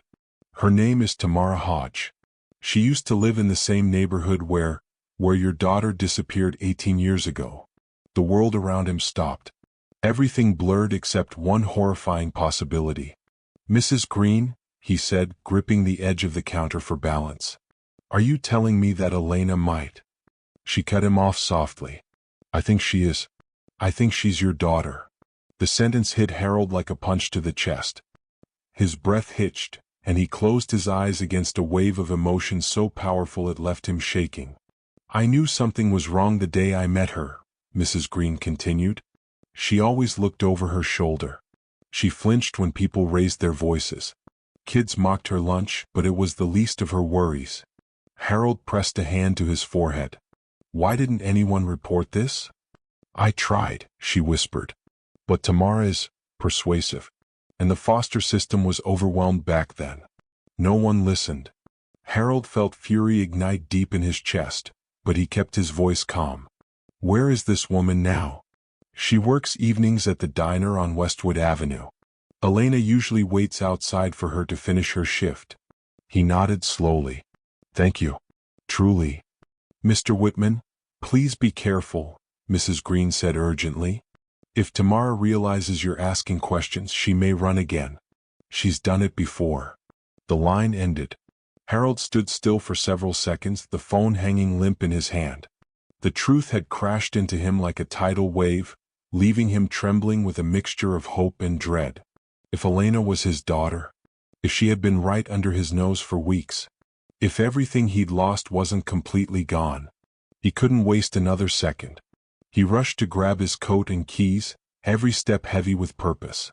The lake winds howled as he stepped outside, but he barely noticed. Tonight everything changed. Tonight he would face the past. Tonight he would find Elena and confront the woman who stole her life. But just as he reached his car door, his phone buzzed with a new message. A message that made his breath stop. Unknown number. If you care about Elena, stop digging. Harold's hand tightened around the phone. Cold fear crept up his spine. Someone knew. Someone was watching. And they weren't about to let the truth come out easily.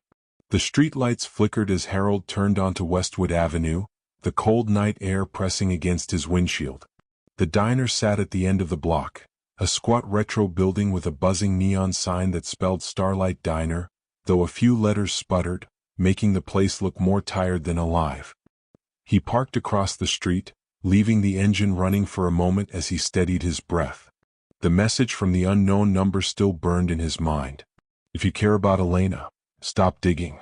Whoever sent it wasn't guessing. They knew exactly what he was doing. But Harold wasn't the type to back down. Not when he'd spent nearly 2 decades drowning in guilt and searching for answers.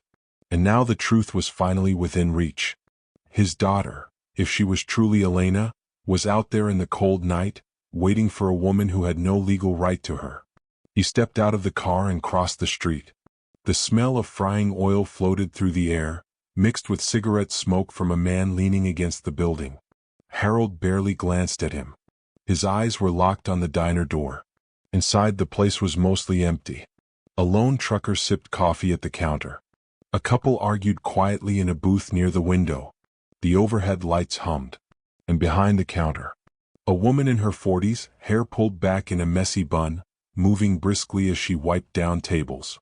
Tamara Hodge. The woman who stole his daughter. The woman who shaped Elena's entire life, through fear, poverty, instability, and secrecy. Harold walked toward her, each step deliberate. She looked up and froze.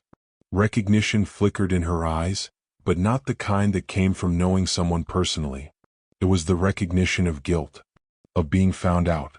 "Can I help you?" she asked, trying to sound casual. Harold didn't play along. "You've been taking care of Elena." Her hand tightened around the cloth she held. "Yeah. And who are you to ask about her?" "Someone who knows she's not yours," Harold replied quietly. Her jaw tensed. "That kid has nobody but me." Harold stared at her for a long moment. "You made sure of that." Her breath hitched, a subtle flinch, but he saw it. "I don't know what you're talking about." "Yes, you do," Harold said. "You forged the documents. You intercepted her placement. You ran every time the truth got close." She dropped the cloth, eyes sharp and defensive. "Look, I don't want trouble." "Trouble came the moment you took a baby that wasn't yours," Harold said, his voice low but firm. "Where is Elena now?" Tamara glanced toward the door instinctively. "Outside? Waiting for her?" "I'm not telling you anything," she snapped. "You rich types think you can walk in and take whatever you want. You think this is about wealth?" Harold felt anger bubble up. "This is about a child who grew up believing she didn't deserve better.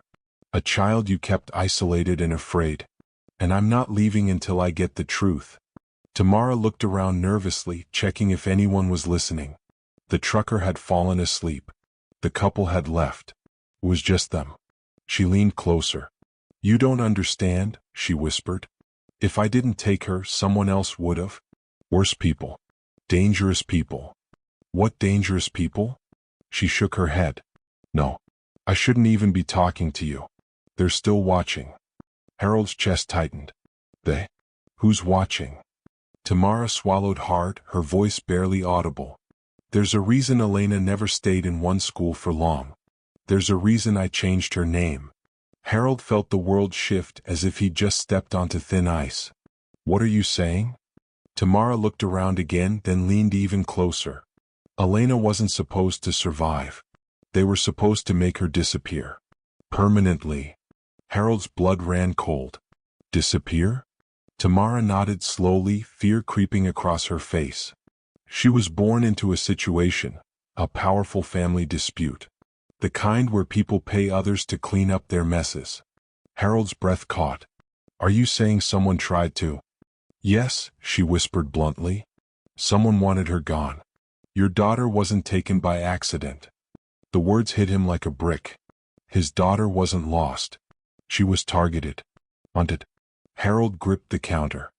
Who wanted her gone? Before Tamara could answer, the diner door swung open so violently that the bell above it snapped off its hook and clattered to the floor. A tall man in a dark hooded jacket stepped inside. The same man Harold had seen smoking outside earlier. Tamara's eyes widened in terror. No, he wasn't supposed to come inside. The man walked with slow, deliberate steps toward them. Harold turned slightly, placing himself between the stranger and Tamara. "Can I help you?" Harold asked, voice steady despite the tension coiling in his gut. The man lifted his head just enough to reveal a sharp smile. "You've been asking questions," he said softly. "Bad ones." Harold didn't move. "Who sent you?" The man's smile deepened. "You need to stop digging into things that were buried years ago." Tamara stepped backward, bumping into the counter. "Please," she whispered. "Don't do this here." The man ignored her and focused on Harold. "Walk away. Now." Harold stood his ground. "No." The man sighed as if Harold's refusal were an inconvenience. "Then I guess you're making this difficult." He reached into his jacket. Harold tensed, ready to defend himself, ready to fight. But before anything could happen, a voice rang from the doorway. "Hey, move away from him." Elena. She had arrived earlier than expected, and had seen everything. Her eyes were wide with fear, but she stepped forward anyway. The man's hand paused inside his jacket. Harold's heart dropped to his stomach. Elena, stay back. But she didn't. She stepped closer, voice trembling but determined. If you came here to hurt him, you'll have to go through me. The man tilted his head, amused. You really are your mother's daughter. Elena froze. What did you say? The man smirked. You don't know the half of it. Then, without warning, he bolted out the door and disappeared into the night. Harold rushed after him, but by the time he reached the sidewalk, the man was gone. Completely. Elena stood by the counter, shaking. Tamara leaned against the wall, pale and terrified. Harold returned inside, the weight of the night crushing him. Elena, he said gently, breath still ragged. There's something I need to tell you. She looked up at him, eyes filled with fear, confusion, and something else. A tiny spark he had seen earlier that week. Oh, what's going on? She whispered. Harold exhaled slowly. We're not strangers, he said, voice trembling. Not really. Elena blinked rapidly. What do you mean? Harold stepped closer. You might be my daughter. Elena's breath caught. The diner felt too small for the moment, too quiet for the explosion of emotion that followed. But before she could respond, the neon sign outside flickered violently, buzzing like it was about to burst. Tamara looked toward the window and whispered, voice cracking. He's not alone. They're coming back. The neon lights outside the diner flickered with an eerie, stuttering hum. Elena's heartbeat thudded in her ears as she stared at Tamara, whose trembling hands clutched the counter behind her like it was the only thing keeping her upright. They're coming back, Tamara whispered again, eyes darting toward the windows as if shadowy figures were already gathering outside. Harold moved beside Elena protectively, his jaw clenched, adrenaline pushing him into action. Tamara, he said firmly, who are they? Who is after her? Tamara swallowed hard. People who don't want the truth to come out. People connected to her biological family. Elena's eyes widened. But I don't understand any of this. Why would anyone care about me? I'm nobody. Harold turned to her, voice gentle, aching. You're not nobody. Elena, you matter more than you know. The words hit her like a warm gust against an icy wind. But she didn't have time to process them. A car engine revved outside. Loud. Aggressive. Harold moved quickly to the window, lifting the edge of the blinds. A black SUV crawled to a stop in front of the diner, headlights cutting through the windows like blades of light. Elena took a step back. Is that them? Tamara didn't look, she didn't have to. I told you, she whispered. They tracked her before. They'll track her again. Harold's voice sharpened. What do they want from Elena? Tamara's eyes glistened with fear and guilt. To erase her. To erase everything linked to the scandal her birth mother exposed. Elena isn't supposed to exist in their world. Elena's breath hitched. What scandal? What are you talking about? The SUV door opened. Heavy footsteps hit the pavement. More than one person. Harold made a decision instantly. We're leaving. Now. He grabbed Elena's hand, she didn't resist, and guided her toward the back exit. Tamara rushed after them. Wait, please. Harold turned sharply. You're not coming with us. Tamara's face twisted with panic. If I stay here, I'm dead. They'll think I talked. Harold hesitated, not out of sympathy but strategy. Taking her meant slowing them down. Leaving her meant possibly leaving behind someone who knew pieces of the truth. The footsteps outside grew closer. A shadow moved across the diner window. Time was gone. Fine, Harold muttered. Come, but don't slow us down. They pushed through the back door. The cold air slapped their faces, and the alley behind the diner reeked of damp cardboard and engine oil. Harold pointed toward his car parked across the street. We sprint to it. No stopping. Elena nodded shakily. Tamara looked ready to collapse. Harold gripped Elena's hand tighter. 1, 2, run. They burst into the open, shoes pounding against the asphalt. The SUV passengers heard them. Hui, a voice shouted. Doors slammed open. Footsteps thundered behind them. Elena's lungs burned, but she pushed harder, matching Harold's pace. Almost. A heavy figure grabbed Tamara's arm and yanked her back with a force that made her scream. No. Let go. Elena skidded to a stop, spinning around. Tamara. Harold grabbed her shoulders. Elena, no, keep running. But they'll hurt her. She made her choices. You don't owe her your life. Another man stepped out of the SUV and started toward them. They had seconds, maybe less. Harold opened his car door and shoved Elena inside before circling around to the driver's side. The engine roared to life. One of the men charged toward them. Harold slammed the car into reverse and whipped the wheel, sending the tires screeching across the pavement. The man jumped back, cursing as the vehicle swung around. Hold on, Harold shouted.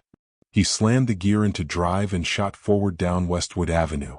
The SUV behind them revved and sped after them. Elena clung to the seat, chest heaving. What do they want with me? What is happening? Why now? Harold kept his eyes on the road. Because someone finally made a mistake, he said.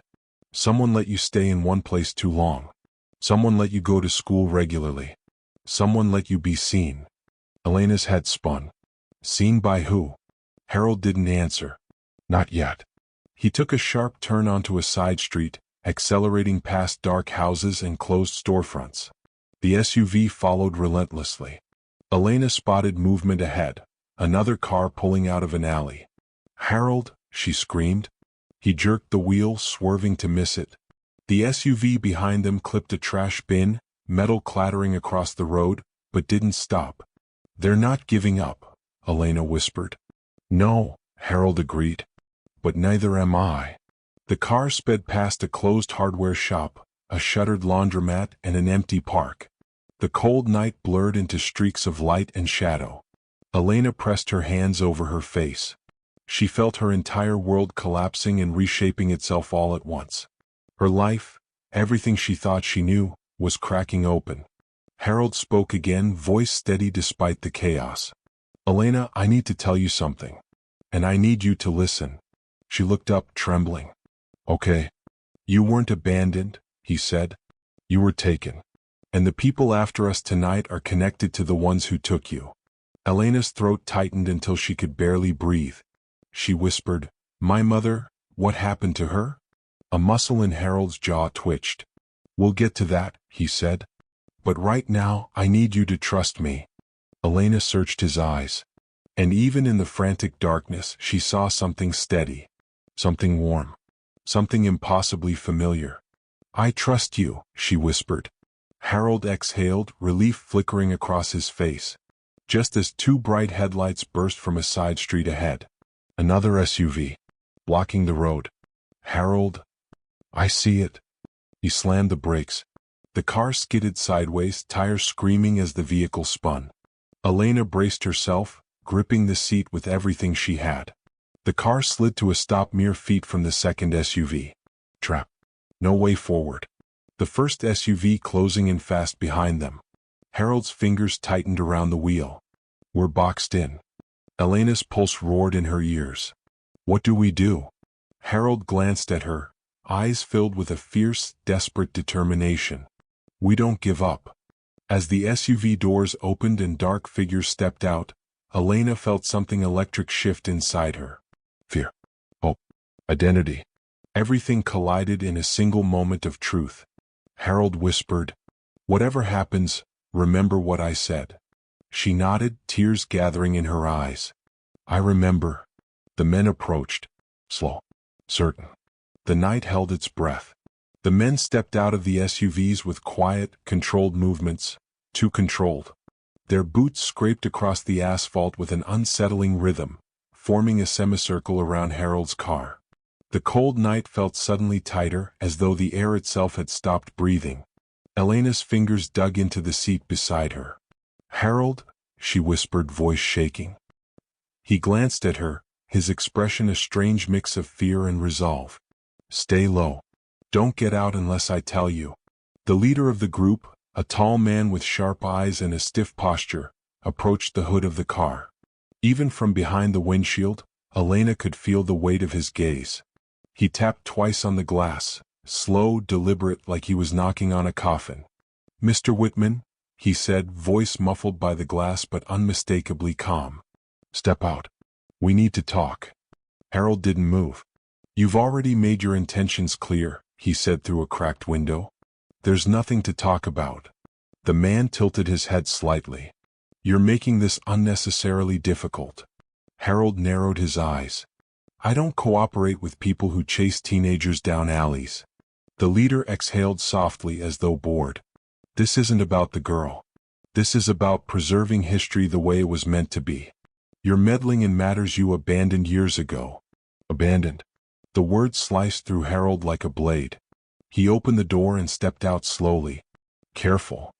Elena whispered, reaching out, but he gently pushed her hand back inside. It's okay, he said softly. I'm not going far. As he closed the door behind him, one of the men stepped forward, blocking the handle, trapping Elena inside. Harold raised his hands slightly, not in surrender but in warning. You're not taking her. The leader smirked. Mr. Whitman, you have no authority here. My authority? Harold said, voice rising. She's my daughter. The moment the words left his mouth, the group stiffened. Even the leader hesitated before recovering his composure. So you finally admit it, he said. After 18 years of silence. Harold clenched his fists. I never stayed silent. I searched every day while your people buried every lead. Elena swallowed hard in the car, her heart pounding. Every word was a crack in the dam of lies she'd lived under her whole life. The leader stepped closer. You were told to stop looking. We gave you warnings. We protected your interests. Protected? Harold snapped. You destroyed my family. The man held up a hand impatiently. This emotional display is pointless. The girl cannot be brought into the light. Her existence complicates things. Harold's voice dropped to a dangerous low. You're not touching her. The leader leaned in slightly. And how do you intend to stop us? Before Harold could respond, a loud bang echoed down the street. A dumpster had been knocked over. Trash scattered. A figure ran through the alley, small, quick. Elena gasped as the figure darted toward them. It was Tamara. She had escaped the man who grabbed her at the diner. Elena. Get out, she screamed. One of the men turned toward her, reaching for something under his jacket. Harold seized the moment. Elena, now. Elena threw the door open and scrambled out. Her legs wobbled, but adrenaline carried her. The men reacted instantly. Two lunged toward her. Another grabbed Harold. Let her go. Harold yelled, struggling against the grip. Elena ducked under one man's arm and bolted toward the alley, Tamara waving frantically. Run, baby. Run. But just as Elena reached the mouth of the alley, a figure stepped out of the shadows. Not one of the men. Someone else. Someone older. Someone whose face froze Elena's entire body in place. A woman with streaks of silver in her dark hair. Sharp eyes that looked terrifyingly familiar. A face Elena had never seen but somehow recognized. She spoke gently, too gently. Elena. Elena stumbled backward. Who are you? Harold twisted against the man holding him. Don't listen to her, Elena. The woman's gaze never left the girl. I've been waiting a long time to meet you. Elena shook her head, breath trembling. You're lying. No, the woman whispered. I'm your mother. Time collapsed. Harold stopped struggling. The men paused. Tamara froze mid-step, face draining of color. Elena's knees buckled as the words sank into her chest like stones. A mother? Tears glistened in the woman's eyes. Yes, and I never wanted any of this. I didn't even know you survived. Harold's voice cracked in disbelief. Miranda? The woman, Miranda, finally looked at Harold. The air between them sparked with years of grief, betrayal, and love twisted into knots. You, Harold choked, you said? They told me you were dead. Miranda's voice. And they told me you abandoned her. They told me Elena was taken care of. We were both lied to. Elena's world spun violently. Everything she knew, every memory, every pain, every lonely lunch of bread and water, was suddenly part of something far bigger and darker. Miranda stepped forward slowly. Please, Elena? I need you to listen. I need to explain everything. But as she reached her hand out, the leader snapped his fingers. Two men moved toward Miranda. Another lunged toward Elena. Harold broke free and shouted, "Stop!" The night exploded into motion. Elena running toward the far end of the alley. Harold racing after her. Miranda trying to fight off two men. Tamara crying out in terror. A storm of footsteps, shouts, and fear consuming everything. But Elena heard one voice above all others. Miranda's, desperate and cracking. "Elena, don't let them take you again." Elena didn't look back. She ran, heart pounding, her life shattering and rebuilding with every step. Behind her, the chaos grew louder. Closer. And then, a hand grabbed her wrist. "Art," she screamed, only to realize it wasn't one of the men. It was Harold, breathless, terrified, holding on to her like his life depended on it. "We're not letting them decide your fate again," he said. Before Elena could respond, a gunshot ripped through the night. The morning after the assembly felt strangely quiet at Lincoln High. Even the usual hallway chatter sounded muted, as if the building itself was catching its breath after the wild events of the day before.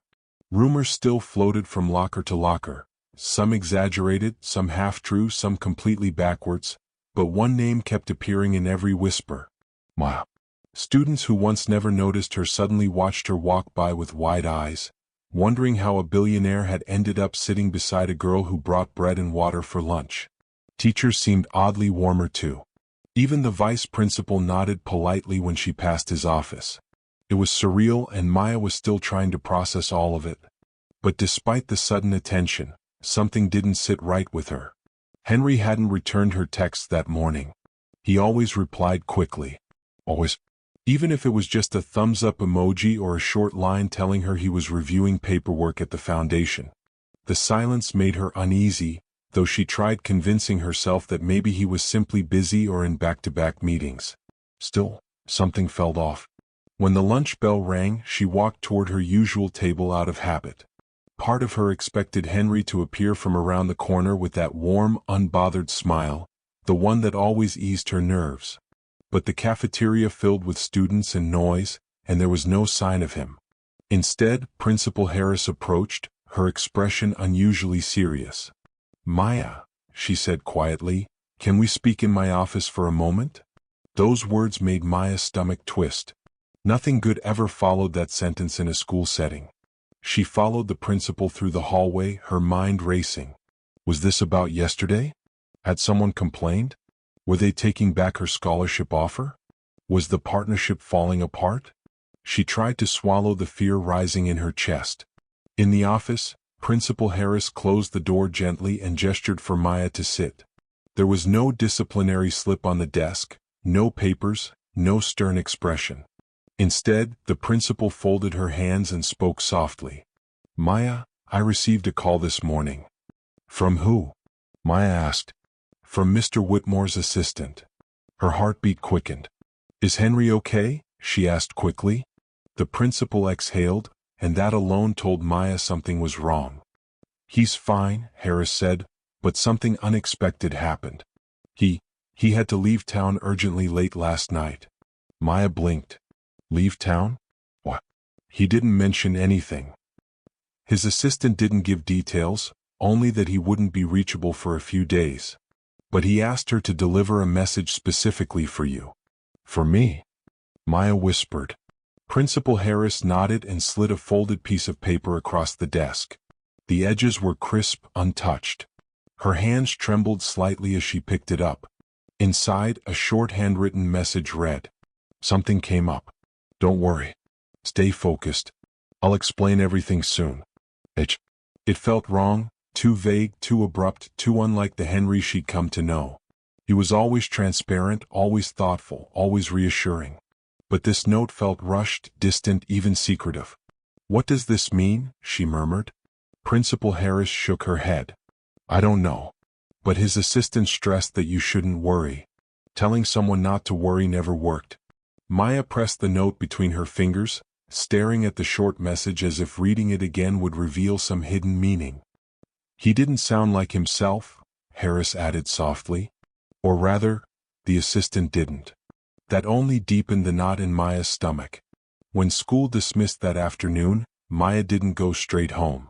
Instead, she walked to Riverbend Park, the quiet place Henry had once mentioned loving when he needed to think.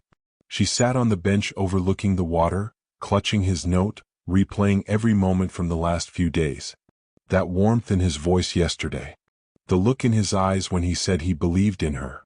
The promise to help her reach college. The sudden disappearance. None of it made sense. Her phone buzzed, startling her. She pulled it from her pocket, half hoping it would be Henry calling to apologize for scaring her. But it wasn't him. The number was unfamiliar, area code from Virginia. She hesitated before answering. "Hello." A woman's voice came through, firm but gentle. "Is this Maya Thompson?" "Yes. My name is Dana Reese. I'm with the Lakewood County Registrar's office. Are you available to speak for a moment?" "Registrar's office? Why would they call her?" Sure. What's this about?" "It's regarding a legal matter. And a file you may not be aware exists." Maya sat up straight. "I'm sorry," she said carefully. "I don't understand." Dana paused before continuing. "I can't share full details without verifying your identity in person. But I will say this. Your name came up in connection with the Whitmore family." The words hit like a sudden gust of freezing wind. "Whitmore? As in Henry Whitmore?" Maya managed. "Yes," Dana replied. "There's something you need to see. Something he may not have known how to tell you." Her heart pounded so loudly she could barely hear the rest. "We need you to come to the office when possible," Dana said. "Preferably with your mother present." "My mother?" Maya echoed, her breath catching. "Yes. This concerns the two of you." Maya's mind spun, her thoughts colliding so quickly she could barely process them. What could she and her mother possibly have to do with Henry's family? Why didn't Henry tell her? What was he hiding? I don't understand," she whispered. Dana's voice softened. "I know this is overwhelming, but it's important. And it may answer questions you didn't know you needed answered." There was a beat of silence before Dana added. "One more thing. Mr. Whitmore attempted to contact our office before he left town. Whatever his reasons for leaving abruptly, I believe they're connected to this." The call ended, leaving Maya frozen on the park bench, her breath shaky, her heart racing. A chill swept through her entire body. A file. Her name. Her mother. The Whitmore family. And Henry disappearing the same night. Nothing added up, but one thing was certain. Whatever this was, it was bigger than school rumors, cafeteria teasing, or scholarship offers. It was something life-altering. Something Henry didn't tell her. Something her mother might have hidden. Maya slowly folded the note again and tucked it into her pocket. She stood, her legs slightly weak, her chest tight with uncertainty. The sun dipped behind the trees, casting long, eerie shadows across the water. And as the last ray disappeared, she whispered to herself, "I need answers." But deep down, she feared the truth waiting for her might not be the one she hoped for. And in the distance, unseen, a black SUV idled quietly, its engine running, its tinted windows facing the park bench Maya had just left. The driver lifted a phone to his ear. "She took the call," he said. "Phase 1 is complete." Maya walked home faster than usual, her backpack bouncing lightly against her shoulder, her fingers twisting nervously around the folded note in her pocket. The message from the registrar's office kept replaying in her mind, each repetition landing heavier than the last. The moment she stepped into their apartment, she knew she couldn't wait. Her mother, Denise, was in the kitchen rinsing vegetables in the sink. The soft hum of an old country song played from a small radio on the counter, one of the few consistent comforts in their home. Denise looked up with a warm smile that faded the second she saw her daughter's expression. "What's wrong?" she asked immediately, turning off the faucet. Maya dropped her backpack at the door. "Mom, we need to talk." Denise froze. Mothers always recognized that tone, the one that meant something big, something heavy, something you couldn't soften with small talk. She wiped her hands with a towel and nodded toward the couch. "Sit.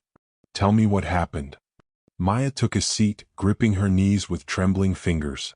She inhaled deeply and spoke quickly, afraid she'd lose her courage if she slowed down. I got a call today. From someone named Dana Reese.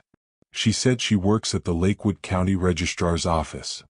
Denise's face lost color instantly. Maya noticed. She said there's a file, Maya continued. One that has my name. And yours. And, she swallowed hard. And the Whitmore family. Silence filled the room like thick smoke. Denise's chest rose and fell faster. Her eyes glistened in a way that made Maya's stomach drop. Mom, what's going on? Maya whispered. Denise didn't answer immediately. Instead, she clasped her hands together, something she did only when she was fighting a difficult memory. She stared at the floor for several seconds before finally speaking. I hoped this day would never come, she said softly. Maya's breath caught. So there is something. Denise nodded, tears forming. Yes, something I never told you. Something I never wanted to tell you until I had no choice. Maya felt the room tilt. What does Henry have to do with us? Denise flinched at the mention of his name. I never met Henry, she said, but I knew his father. Years ago. Before I found out I was pregnant. The words punched the air from Maya's lungs. You knew his father? As in Daniel Whitmore? Yes, Denise whispered. Mom, why didn't you ever tell me? Maya's voice shook.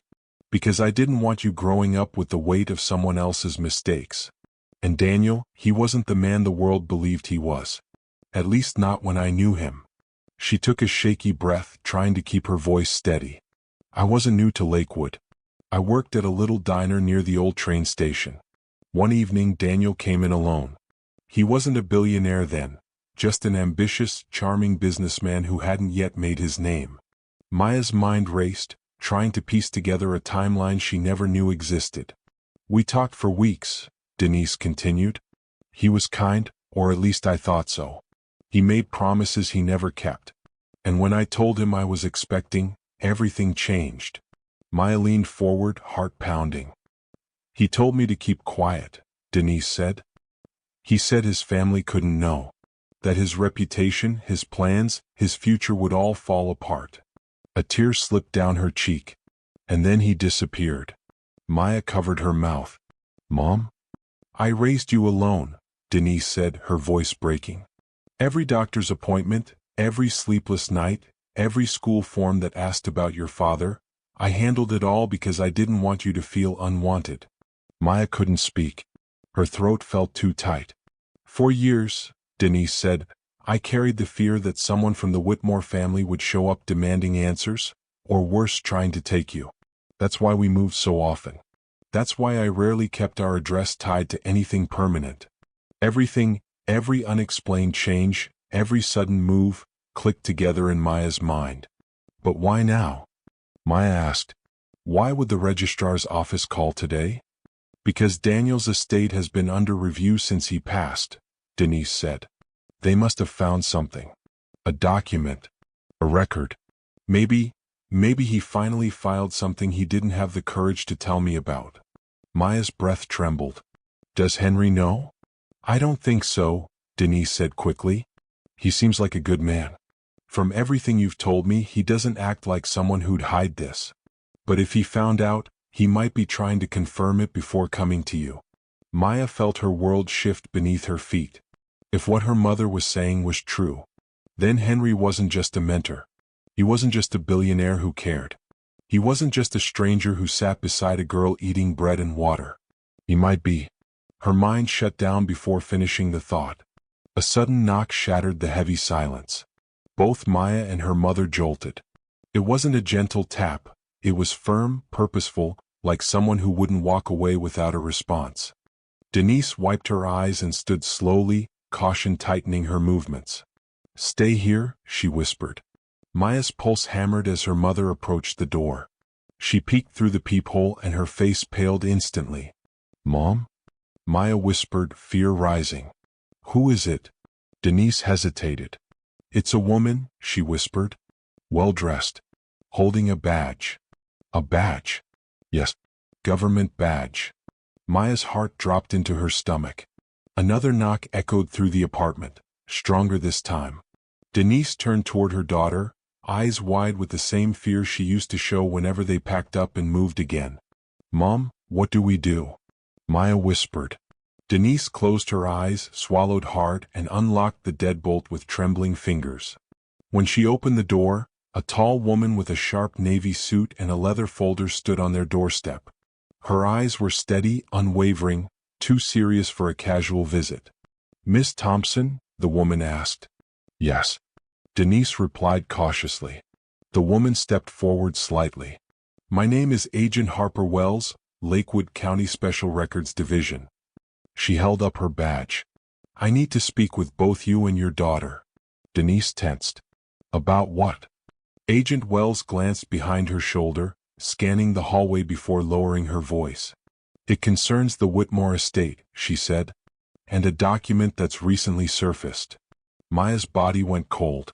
"What kind of document?" she managed to ask. Agent Wells met her eyes directly. "A paternity record," she said. "One that changes everything." Every time she closed her eyes, she saw the envelope, the handwriting, the words, "For my daughter, Maya." They played over and over like a broken film reel. By sunrise, she was exhausted yet wired, her thoughts tangled in fear, confusion, and something deeper, something she couldn't name. Denise knocked softly on her door. "Sweetheart? You up?" Maya nodded even though her mother couldn't see it. "Yeah, I'm awake." Denise stepped inside, still wearing the same rumpled sweater she had on the night before. Her eyes were puffy, but there was resolve in her posture. "We need breakfast," she said, forcing a small smile. "Even if it's just toast. You can't process life-changing news on an empty stomach." Maya managed a weak laugh. "Mom, you don't even like toast."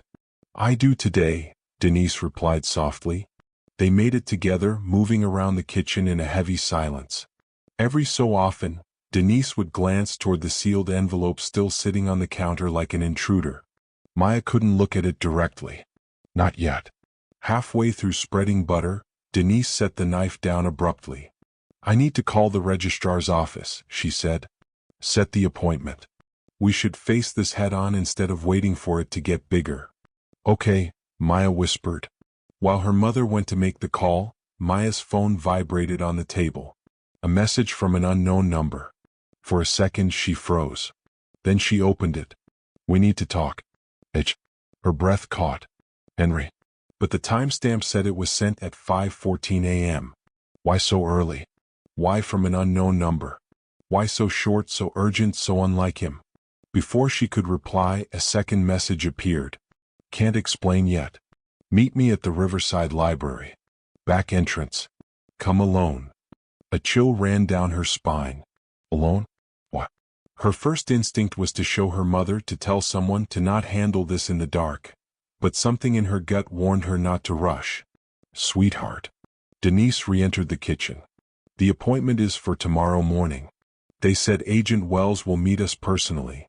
Maya quickly locked her phone. "Okay," Maya said, trying to sound normal. But Denise noticed the shift in her expression. "You're pale," she said quietly. "Is it everything from yesterday?" Maya nodded, though it wasn't the whole truth. Denise rubbed her shoulder gently. "We'll face it together, okay? No more secrets." Those words struck her hard. Because if she told her mother about Henry's message, one of two things would happen. Either her mom would forbid her from going, or she'd go with her. Neither option matched Henry's unsettling request. "Come alone." After breakfast, Denise left for work. She couldn't afford to miss another shift. Maya waited until the apartment door closed, then grabbed her coat and stepped outside, her heart pounding the entire walk toward the Riverside Library. Riverside Library stood at the edge of town near the water, an old brick building with ivy twisting up the sides. It opened at 10 a.m., but Henry wanted her at the back entrance, which made the situation even stranger. The air was brisk, the sky overcast. Trees swayed violently, though there was barely any wind. Maya walked around the building, nerves crawling beneath her skin. When she reached the back, she saw no one. "Henry?" she whispered. The parking lot was mostly empty. A few cars, one silver, one dark blue, but no sign of him. Her phone buzzed. Another text. Inside. Doors open. Maya turned to the rear staff entrance. The metal door was cracked open slightly, the faintest gap visible. Everything about this felt wrong. But she pushed the door open and stepped inside. The hallway was dim, quiet except for the low hum of the building's heating system. The fluorescent lights flickered, casting long stretches of shadow. "Henry?" she called again. A figure emerged from a corner. Not Henry. But she knew the face. Lorraine Whitmore. Daniel Whitmore's widow. Immaculately dressed in a tailored charcoal coat, hair pinned neatly in place, makeup flawless even under the poor lighting. Her expression was as cold as marble. Maya staggered back a step. "Mrs. Whitmore?" she whispered. Lorraine studied her with an unsettling calm. "So," she said, her voice smooth, "you're Maya." Maya swallowed hard. "Where's Henry?" "Not here," Lorraine said. "He didn't send those messages." The floor seemed to drop beneath Maya's feet. You pretended to be him?" "Not difficult," Lorraine said simply. "Especially when someone is desperate for answers." Maya's heart hammered so violently she thought it might burst. "Where is he?" she demanded. Lorraine's expression tightened ever so slightly. "Safe. For now. For now." Lorraine took a step forward, the click of her heels echoing down the hallway. "You've caused quite a storm, Maya. That document should never have been found. And now my family's stability, our reputation, is at stake." Maya's fear twisted into anger. "Your husband hid the truth. He lied to everyone, including you."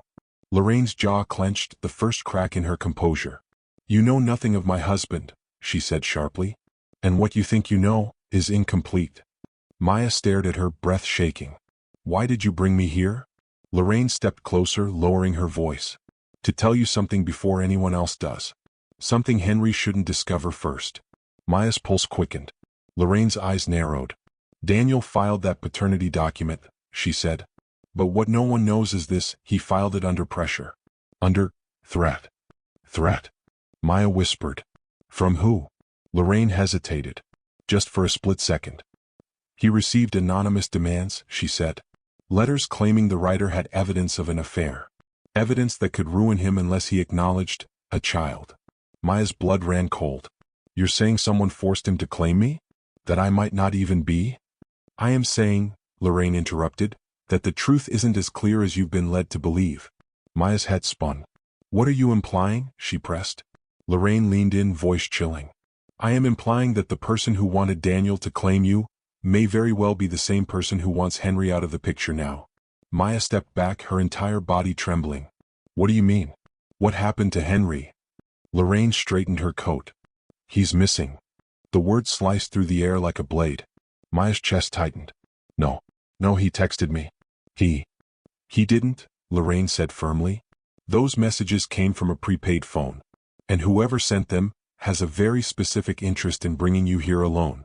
A deep, echoing clank sounded from somewhere deeper inside the library, making both of them turn their heads.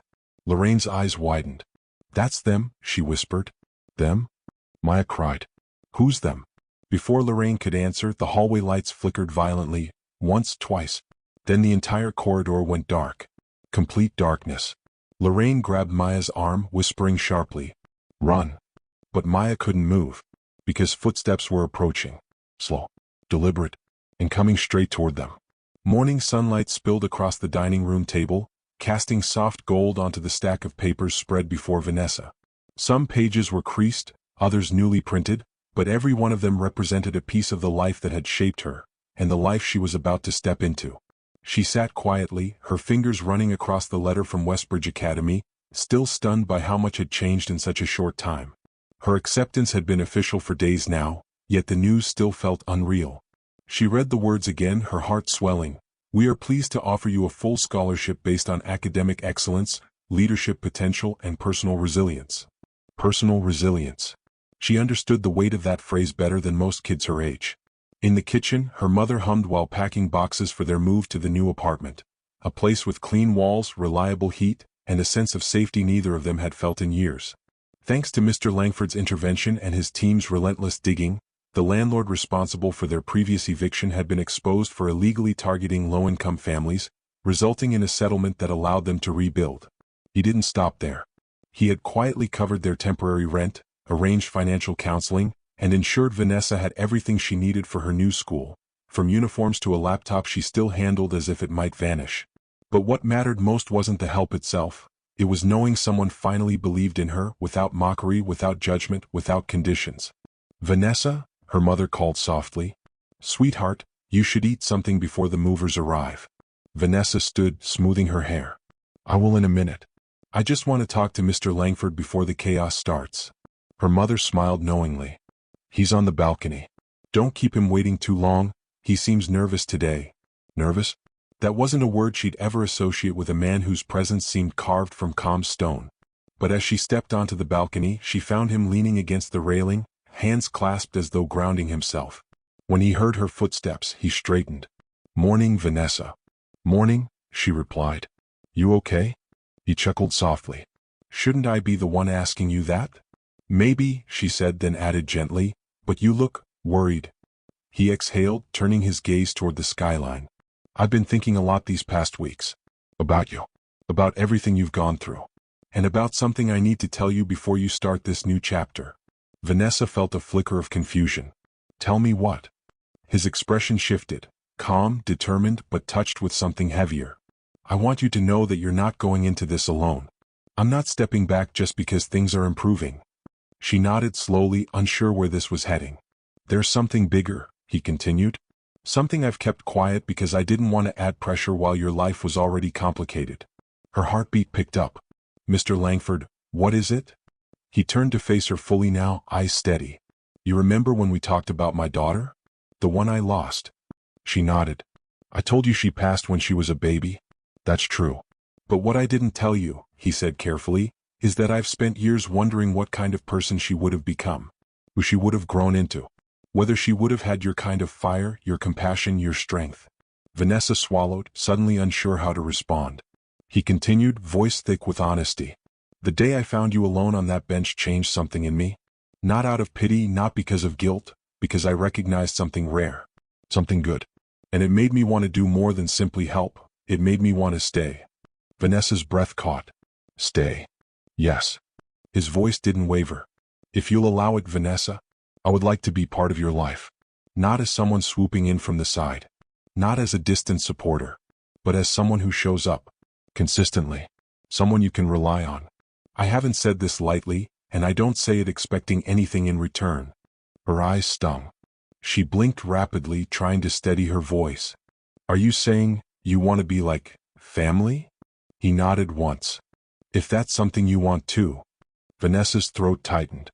For years she had learned to lower her expectations, to not hope for too much, to never assume a person would stay simply because they cared. People left. That was the rule. But he hadn't left. Not once since the day he sat beside her, sharing bread and water without a hint of shame. "I don't know what the future looks like," she whispered. "But I want you there." The relief that crossed his face was quiet, but unmistakable. He placed a gentle hand on her shoulder. "Then we'll take this one step at a time. No rush. No pressure. Just presence." Vanessa nodded, her heartbeat settling. For the first time in a long while, the future felt like something she could step into without fear. Inside, movers began shifting boxes. Her mother called her name again, but there was no sense of urgency, just warmth. "I should go help," Vanessa said, though she didn't move immediately. "I'll help too," he replied. "It's the least I can do." They stepped inside together. Hours later, the new apartment buzzed with fresh energy. Vanessa's room was small but bright, painted soft blue with a window overlooking the courtyard.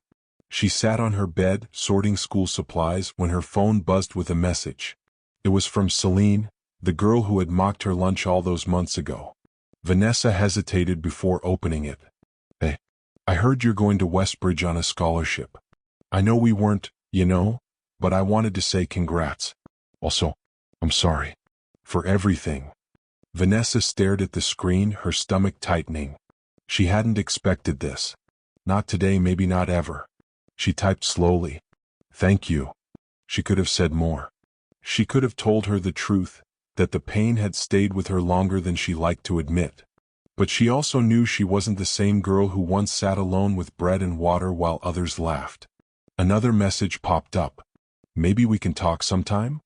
Vanessa looked at the words, then at the open window, sunlight drifting across her floor like a quiet invitation to something new. She didn't reply yet. Instead, she slipped the phone into her pocket and walked to the living room, where Mr. Langford and her mother were reviewing apartment documents, chatting like they'd known each other for years. For the first time, Vanessa felt something she had rarely felt in her life: stability. But just as she approached them, a knock sounded at the door. Her mother frowned. "We're not expecting anyone." Mr. Langford stood, suddenly alert. "Stay behind me." Vanessa froze, her pulse jumping as he approached the door. He opened it, and the person standing on the other side was the last person any of them expected.